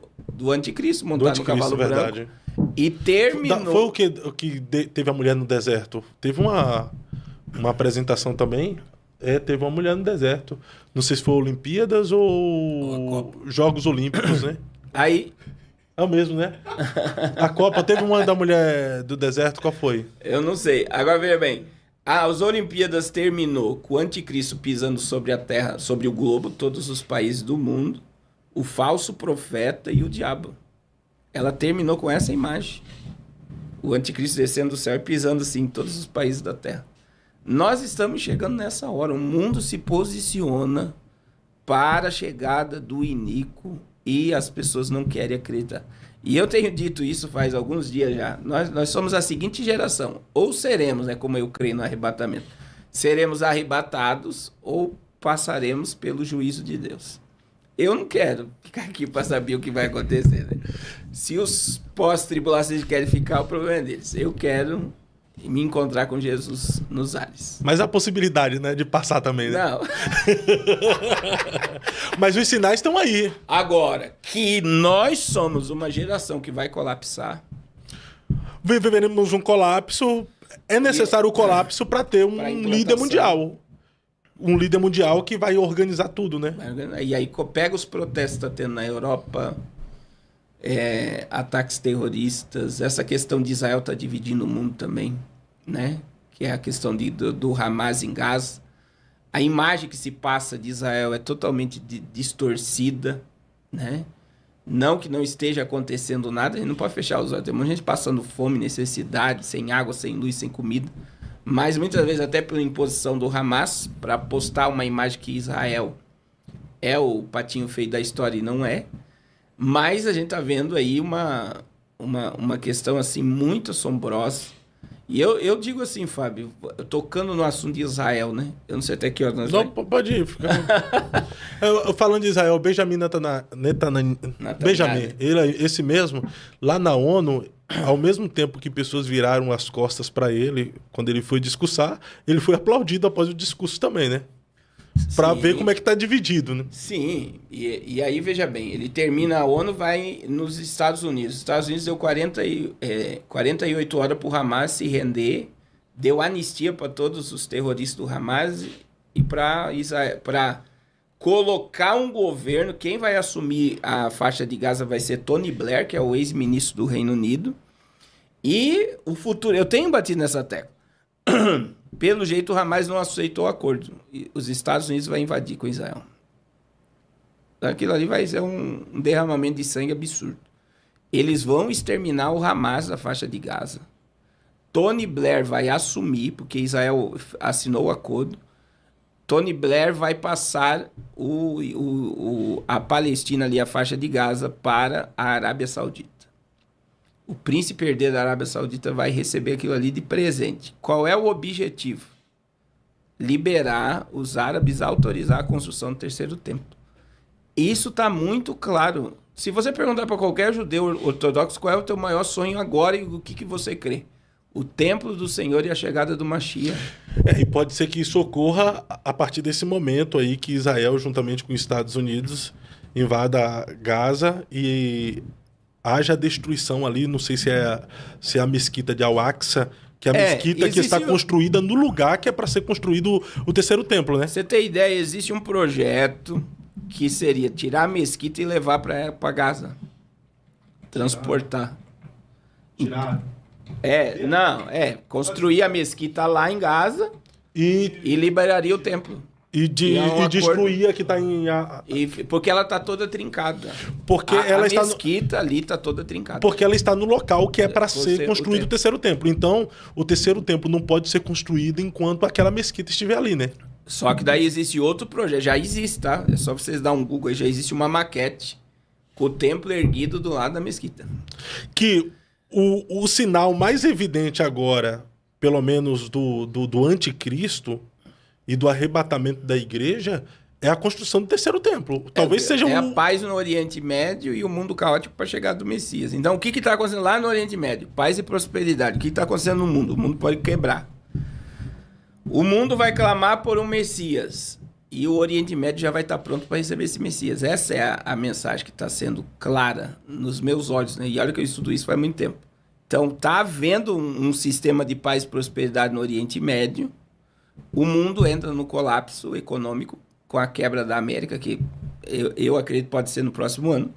E aí o que vai acontecer? O mundo clama pelo Messias, o Messias surge e vai reinar de dentro de onde? Israel. Então, é uma visão.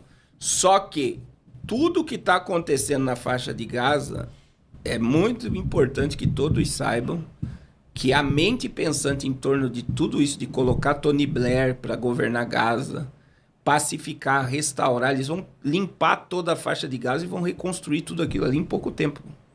Dali vai virar um polo turístico, vai virar um polo econômico, vai virar uma coisa sobrenatural. A mente pensante é Jared Kushner. É o cara que está por trás de tudo isso. Ele fala, e eu tenho falado isso aí, é só vocês dar um Google aí para não dizer que é teoria. Ele falou isso em janeiro de 2024 na Universidade de Harvard. E é o cara que está por trás dos acordos de paz. E ele que iniciou o acordo de Abraão com a Arábia Saudita. O príncipe herdeiro da Arábia Saudita não quer mais guerra. Ele quer paz e prosperidade para o Oriente Médio. E para quem não entende, a Arábia Saudita é Ismael e Israel é Isaac. E os dois estão, bem dizer, de mão dada já, em torno de uma pacificação. Aí nós temos Houthis, Hezbollah, Hamas e Irã, todos enfraquecidos, que não são árabes, são persas, e eles precisam sair de cena para os árabes tomar o poder ali, e haver esse acordo que vai trazer o terceiro tempo. Então, assim, isso é tão claro, é por isso que muita gente... E aí a gente precisa dar um alerta aqui. Eu estou preocupado com escatólogos propagando, primeiro que Israel não é a figueira, né? E a minha segunda preocupação é que muita gente diz que Israel não tem nada a ver, não é o relógio de Deus, não tem nada a ver com a voz de Jesus. Tem a teoria da substituição, né? Que a igreja substitui Israel. E aí entra o quê? Israel não tem nada a ver, o templo não tem nada a ver sobre a voz de Jesus, a teologia agora está pregando. A gente tem que cuidar para isso não levar para o antissemitismo. Verdade. Porque a partir do momento que eu me posiciono contra Israel, eu sou a favor da igreja. Mas veja, eu sempre digo, existe um texto de Êxodo capítulo 19, verso 6, que a Bíblia diz que Israel é um reino sacerdotal. Qual é a função de Israel? Manifestar Deus ao mundo. Não foi isso que Israel fez? No Antigo Testamento, Deus manifestou, Jesus nasceu em Israel, foi assunto aos céus de Israel, a igreja nasceu em Israel, e ele vai governar o mundo por 1000 anos dentro de Israel. Aonde que Israel não tem peso nenhum no âmbito profético, se tudo começa e tudo termina no mesmo lugar? Jesus veio de onde? Jesus vai voltar. Quando ele pisar, vai pisar onde? Aí essa ideia, não, a figueira não é Israel. Deus nunca comparou Israel como figueira. Existem 3 textos do Antigo Testamento que Deus compara Israel como figueira. Então, se Deus comparou Israel como figueira, quando Jesus alertou sobre o florescer da figueira, ele está falando de quem? Israel. Não é de uma árvore, é de Israel. Só que as pessoas estão querendo tirar Israel do âmbito profético. E aí existe, né? O pessoal fala muito do centurão da Bíblia americano, da escatologia americana, que a gente tem que cuidar. Não, meu irmão, a questão não é a escatologia americana. A questão é o que está na Bíblia. A gente não está defendendo uma teologia americanizada. Se Deus comparou Israel como figueira por 3 vezes no Antigo Testamento, por que Jesus não pode comparar Israel à figueira? Por que Israel não tem nada a ver com a volta de Jesus? Por que o acordo de paz que está sendo alinhado não tem nada a ver com o surgimento do anticristo? É só quem quer viver. Eu não sei em que momento. Assim, eu fico preocupado porque pastores que estão desligando Israel do cenário profético são pastores altamente ouvidos e queridos pela questão escatológica. E do nada, eu vou dizer, do nada, eles começam porque surge uma ideia que essa ideia é de uma teologia americanizada, como o arrebatamento da igreja é uma teologia americanizada e tal. E a Bíblia, onde fica nisso tudo? Não é simplesmente uma teologia teórica que veio a partir de uma perspectiva de alguém. É uma teologia bíblica, né? Que fala a respeito de Israel. A figueira de Lucas 21, 21, 29, Mateus 24, 21, é Israel. É Israel. E na mente de muitos teólogos hoje não tem nada a ver com Israel. Então, na sua visão... E aí eu vou voltar a falar. Eu preciso cuidar com o antissemitismo. E na sua visão, então, Israel é o relógio escatológico da igreja? Israel, ele está sendo preparado para o Messias agora. E aí eu bato nessa tecla. Eu queria ver na igreja brasileira o que está acontecendo no movimento judaico. Tinha 200 mil pessoas agora no Yom Kippur, né? No Muro da Lamentação. Se você perguntar qual é o desejo de um judeu, é a chegada do Mashiach. Qual deveria ser o desejo da igreja? A vinda de Jesus, o arrebatamento. Não está desconecto? Eles querem um líder político, um Messias humano, um Messias que governe dentro de Israel. O maior sonho de um judeu, a construção do terceiro templo. Existe a maquete do terceiro templo, existe o Instituto do Santo Templo, existem as pedras do terceiro templo.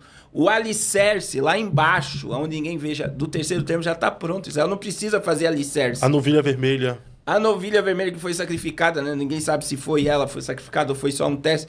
Então, assim, tudo isso está em cumprimento, em sintonia com o anticristo, com a profecia, com a vinda de Jesus, sim ou não? Sim. E por que eu vou descartar isso? Qual é o objetivo de teólogos não querer colocar Israel como o relógio profético? Querer passar pela grande tribulação. Eu não entendo. Aí a gente tem a iminência, eu não posso ficar olhando para os sinais. Se o próprio Jesus nos deu alerta sobre os sinais, como é que eu não posso ficar olhando para os sinais? Aí o pessoal diz, não, sinais é para o mundo. Não é isso que eu estou falando. Não, sinais não é para a igreja, sinais é para o mundo. Para quem que Jesus ensinou sobre os sinais? Foi para o mundo ou foi para os discípulos? Para os discípulos, para a igreja da época, né? Aí, por exemplo, aí veja bem, existem os sinais que são para o mundo.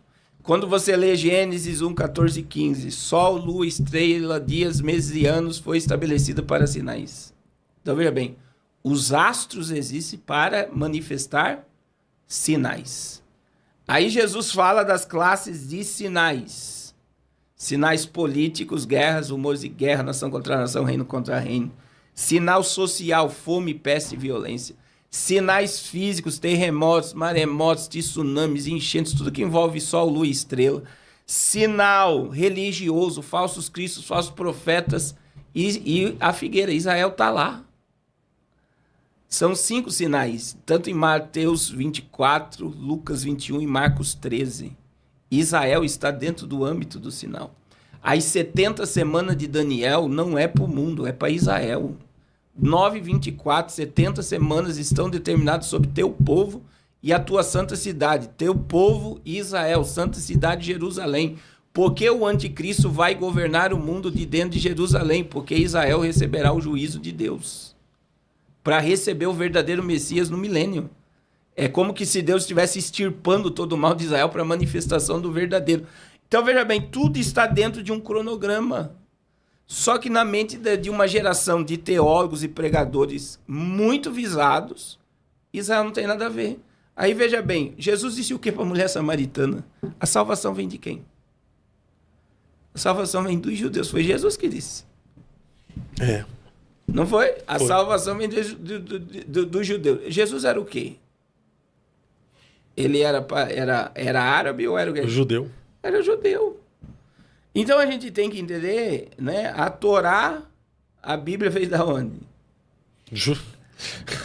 Então, como Israel. É que eu vou tirar Israel do contexto profético?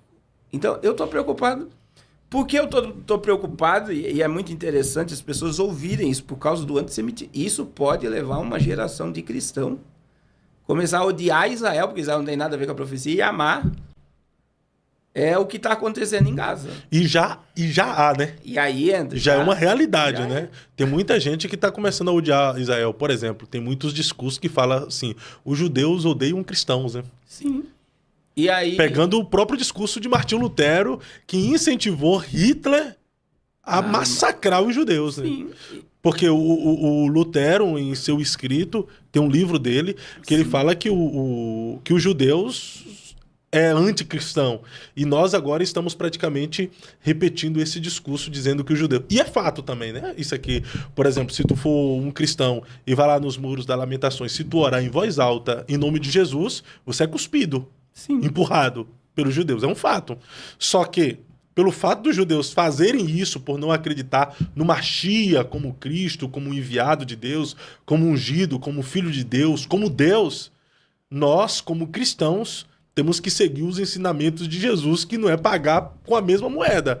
É tentar, de alguma forma, evangelizá-los apresentando o Cristo. Até o pastor Leonardo Silva, vez ou outra ele vem aqui, ele vai muito para Israel, e ele fala que os judeus, eles até aceitam ouvir Jesus, mas não de forma imposta, mas uma conversa. Você se aproximando, conversando, e aí você vai falar quem é Jesus pro cristão. Então os judeus acabam aceitando. Agora, se nós ficarmos nesse discurso, os judeus odeiam Cristo, odeia Jesus, os judeus odeiam os cristãos, nós estamos despertando de fato um antissemitismo. Sim. E colocando as pessoas contra os judeus. Pode haver massacre como houve em Lisboa, né? Tem em Lisboa lá o Yosef Akiva até falou o que foi feito, né? Tem um memorial lá, o que foi feito com os judeus lá em Portugal. Então a gente tem que ter uma análise muito clara. Na realidade, o antissemitismo sempre andou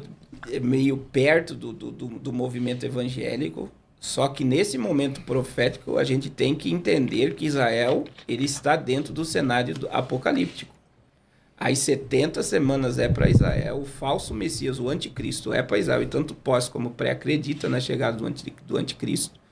Então, assim, a gente não pode descartar e é fundamento teológico, que Israel é a figueira e o anticristo vai se manifestar em Israel. As 70 semanas de Daniel, a última semana é para Israel, e aí vem esse grande contexto, as pessoas acham que tudo é teoria, que a gente fica...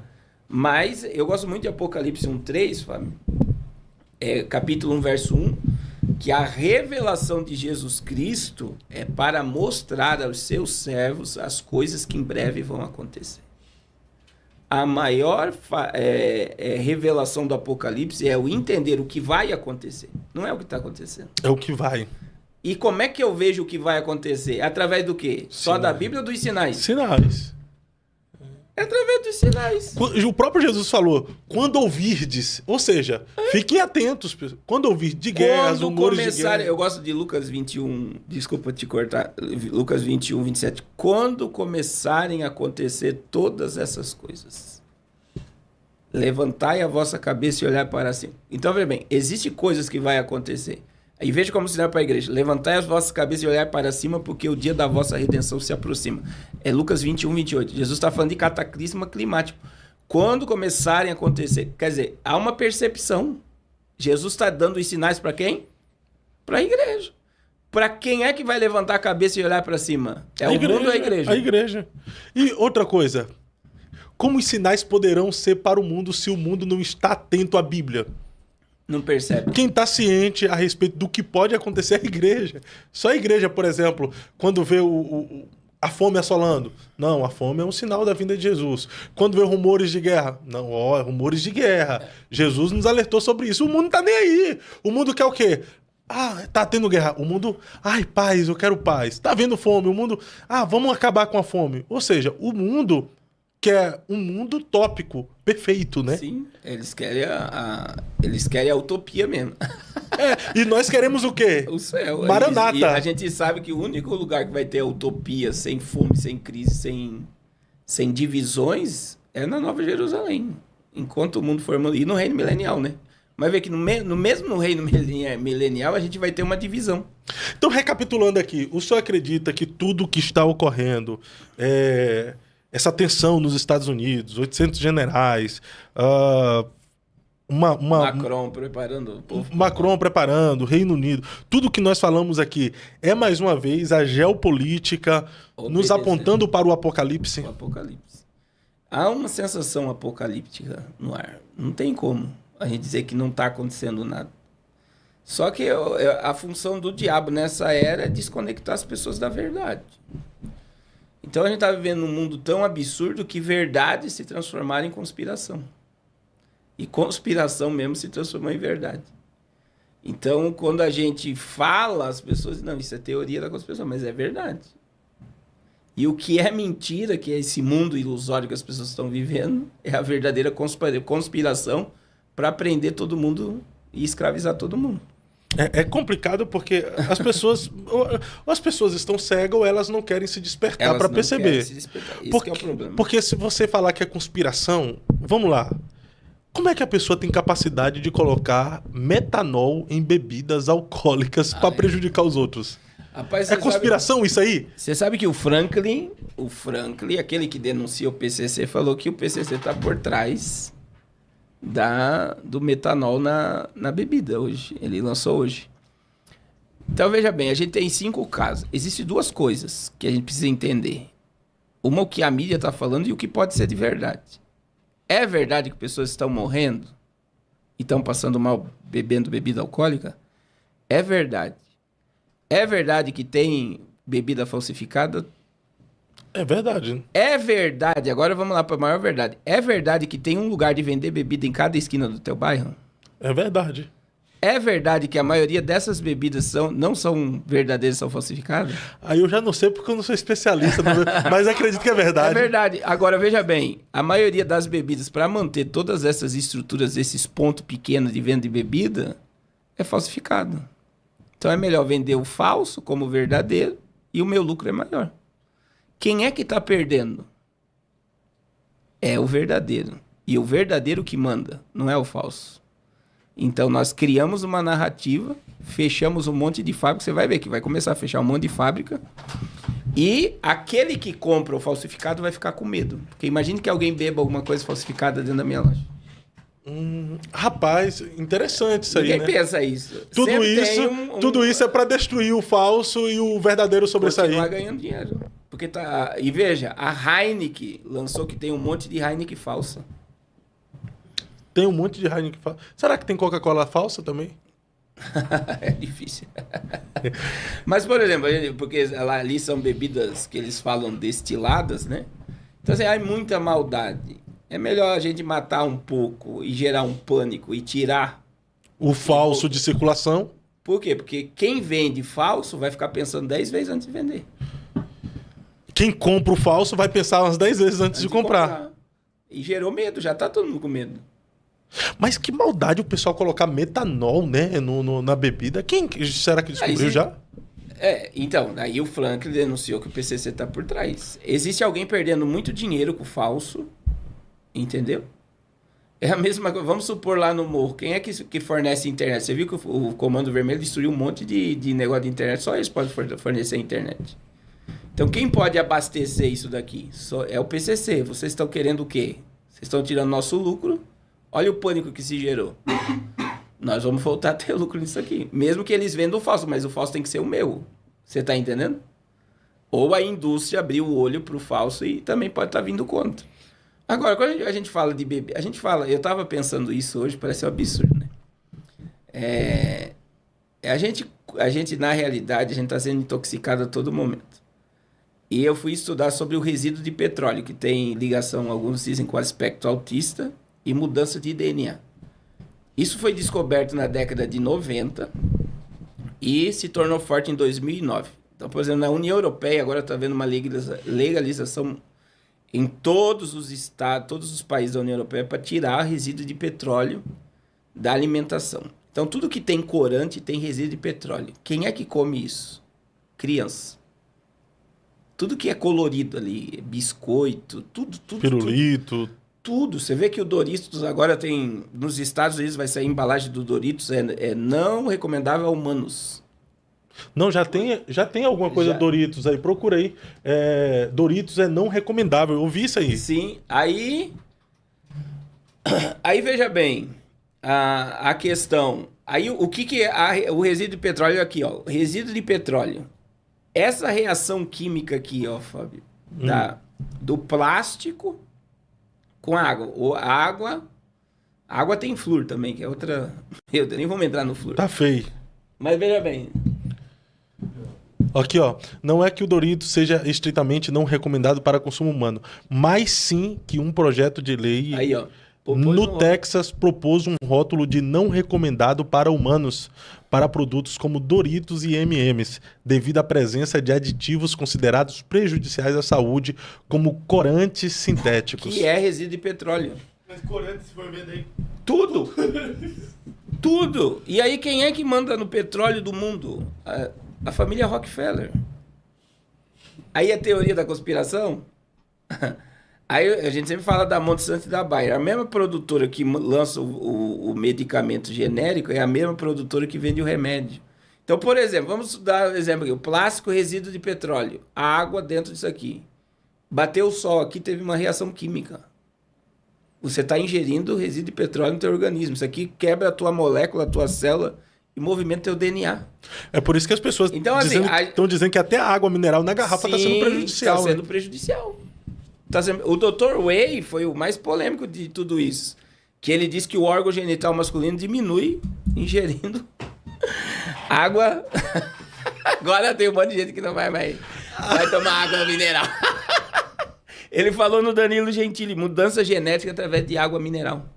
Tá diminuindo? E aí, veja, uma mudança comportamental através da alimentação. O pessoal, por exemplo, o flúor da água. O pessoal disse que isso é teoria da conspiração, mas a Alemanha utilizou flúor na água para domesticar o povo, para deixar o povo pacífico. Aí nós tomamos flúor na água e a gente escova dente com pasta de dente com o quê? Água. Com flúor. O flúor toda pasta de dente tem uma alta concentração. É verdade. Mas é para limpar o dente.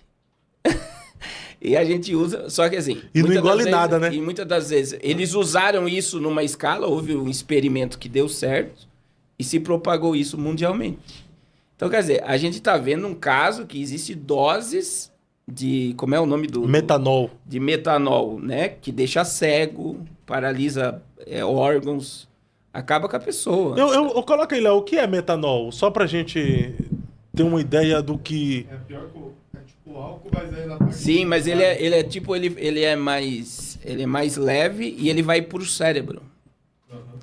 Ele sobe mais rápido. Hungria passando mal, um monte de influência de pessoas conhecidas no Brasil, né? Sim, e aí agora pensa no medo. Olha lá. Ó.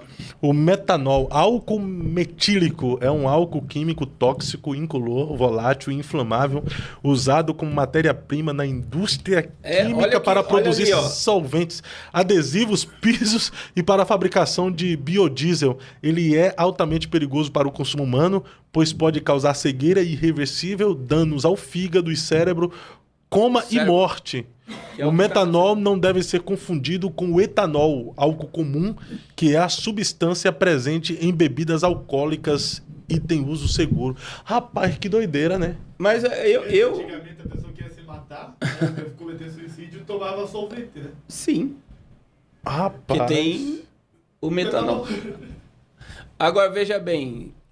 Agora é uma maldade colocar isso para... A ideia, eu parto do princípio. Tem alguém levando um prejuízo muito grande, se criou um pânico, uma narrativa, todo mundo vai ficar com medo de tomar o falso, porque sabe que existe o falso, e aí vem a procura do verdadeiro. Outra coisa que eu já vi, eles já criaram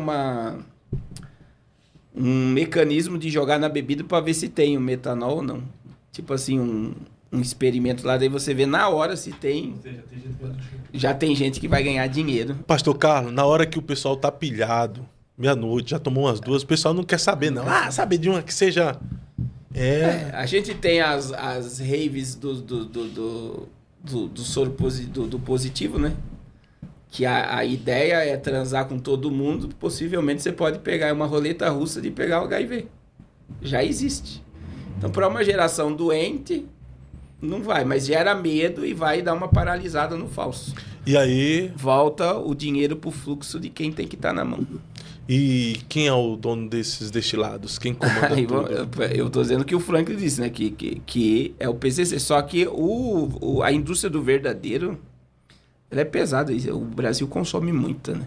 Muito álcool, né? Pastorzão, rapaz, que bom conversar demais, né? Contigo. Meu Deus do céu.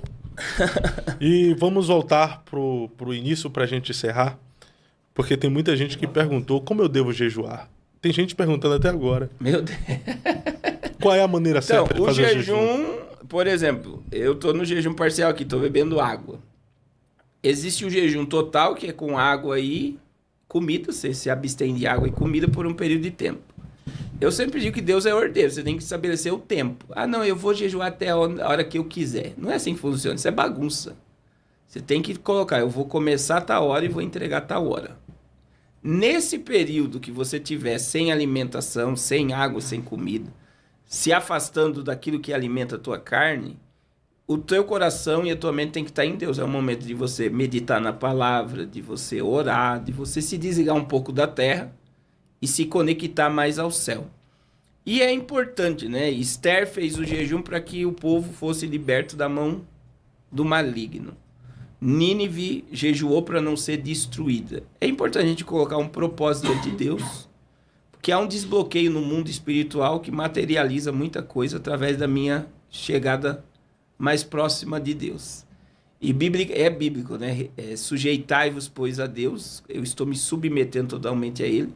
Eu estou criando resistência ao mundo espiritual, resistir ao diabo, e a Bíblia diz, e ele fugirá de vós. Então, os impedimentos saem e se materializa a bênção de Deus sobre a minha vida.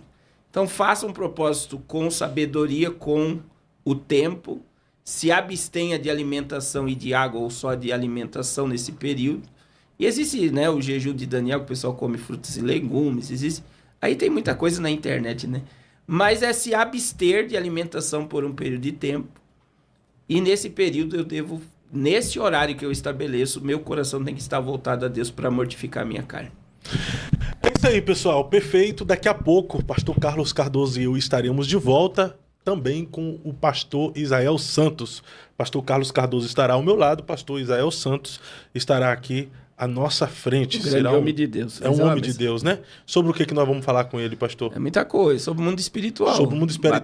Batalha espiritual, libertação. Sim, ele trabalha muito com libertação. Ixi, vai ser forte, hein, gente? Vai ser forte. Então, às 14 horas estaremos ao vivo. Então, não saia do nosso canal, não.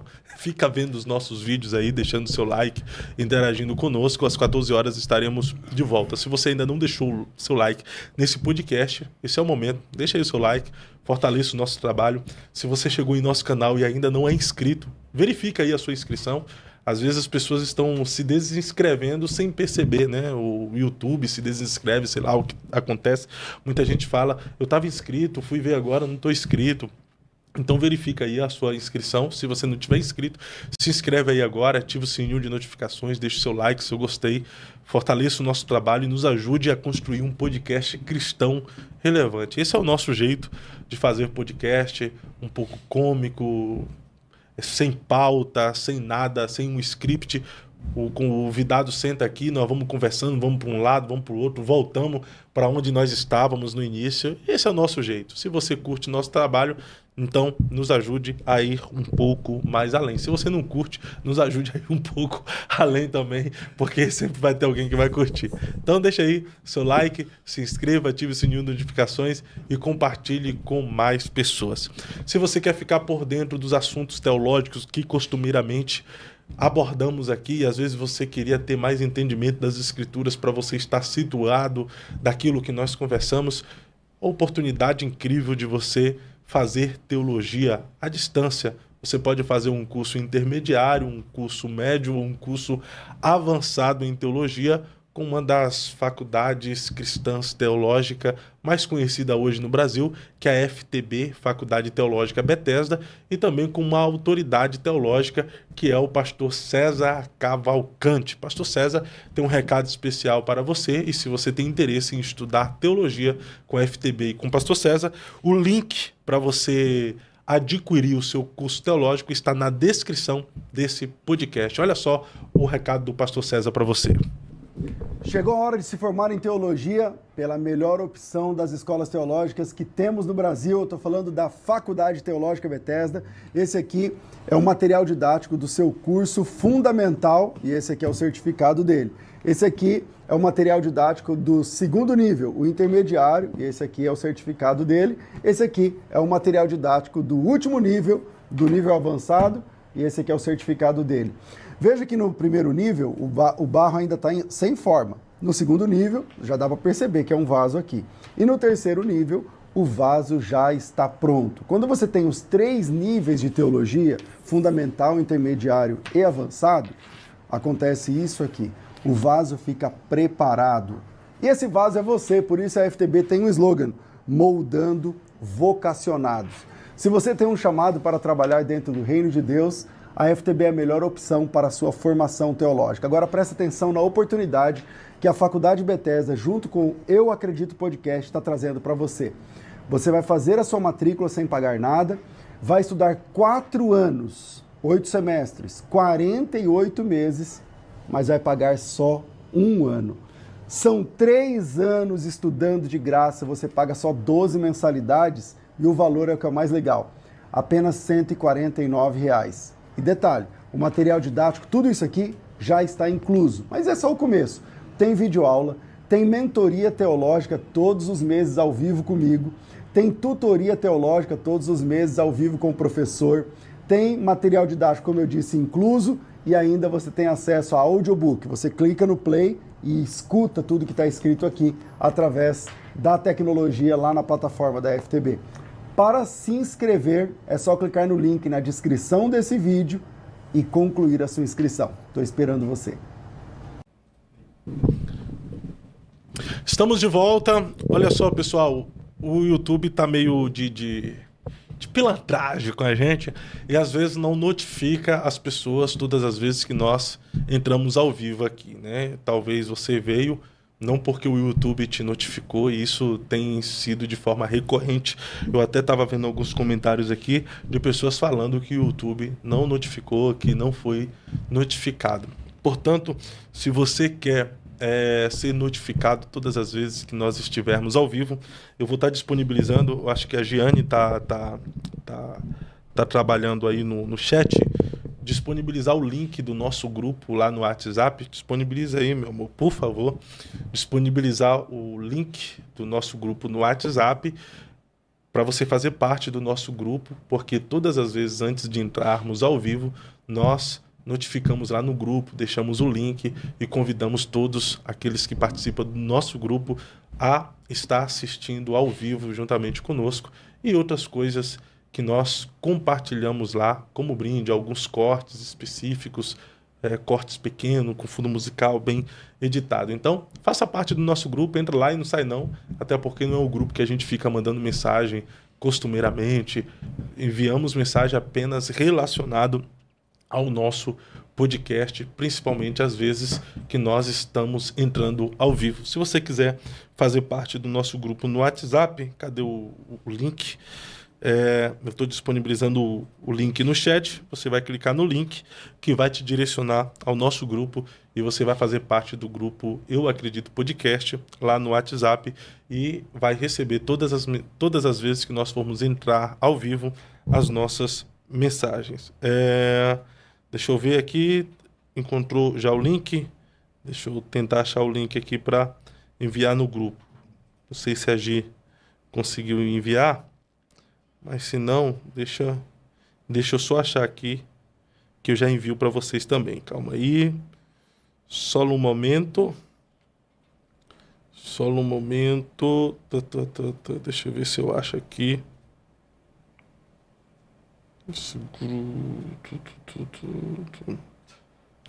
Eu tenho que achar aqui agora.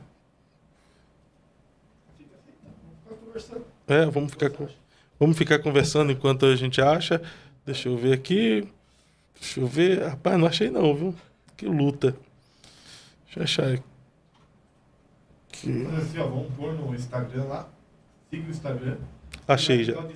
Achei já, Léo. Achei, Léo. Sem pressa, Léo. Tu tá com fome, né, Léo? Você tá com fome, por isso você tá apressadinho. Né, meu amigo Léo? Tem mais um podcast pra fazer daqui a pouco. Às 14 horas, né, a gente tem podcast. Calma aí, ó. Aqui, ó. Pessoal, achei o grupo. Achei aqui, ó. Ó. Olha aqui. Clique nesse link que vai te direcionar ao nosso grupo no WhatsApp. E outra coisa, lá no grupo, no WhatsApp também, eu sempre estou mostrando o trabalho missionário que o Eu Acredito Podcast faz através de 2 missionários no Amazonas, bem na selva no pulmão do mundo mesmo, através de evangelização a tribos indígenas e tal. Então, todas as visualizações que você nos dá aqui, que refletem em monetização para nós, nós fazemos um investimento também na obra missionária. Algumas pessoas sempre contribuem conosco também, vendo o trabalho sério que a gente faz. Então, tem pessoas que querem e desejam contribuir na obra missionária e acaba contribuindo porque vê a lisura e a transparência do nosso trabalho, de tudo que nós fazemos. Agora mesmo, no dia 1º, enviamos o auxílio que nós damos para os missionários, que é o missionário Jonilson e o missionário Bebê, que está lá. A gente foi visitar uma congregação construída bem na selva mesmo, praticamente no meio do nada, onde a gente acha que não vai ter ninguém morando, vivendo, mas lá tem um povoado, um lugar que só dá para ir mesmo a pé ou de embarcação, de canoa mesmo, bem pequena, porque o rio é bem estreito, mas lá tem uma igreja e tem um missionário ganhando vidas para Jesus, do qual o Eu Acredito Podcast ajuda a mantê-los e ajuda nesta obra missionária. Então, clique nesse link que vai te direcionar ao nosso grupo e faça parte do grupo Eu Acredito Podcast. Eu vou nessa, daqui a pouco, às 14 horas, estaremos de volta. Se você ainda não notificou, não ativou o sininho de notificações, vai na aba ao vivo aqui do nosso canal e vai estar lá o próximo podcast às 14 horas. Você pode ativar o sininho de notificações para você ser notificado quando estivermos ao vivo às 14 horas. Tá bom? Fique com Deus e até daqui a pouco. Abraço.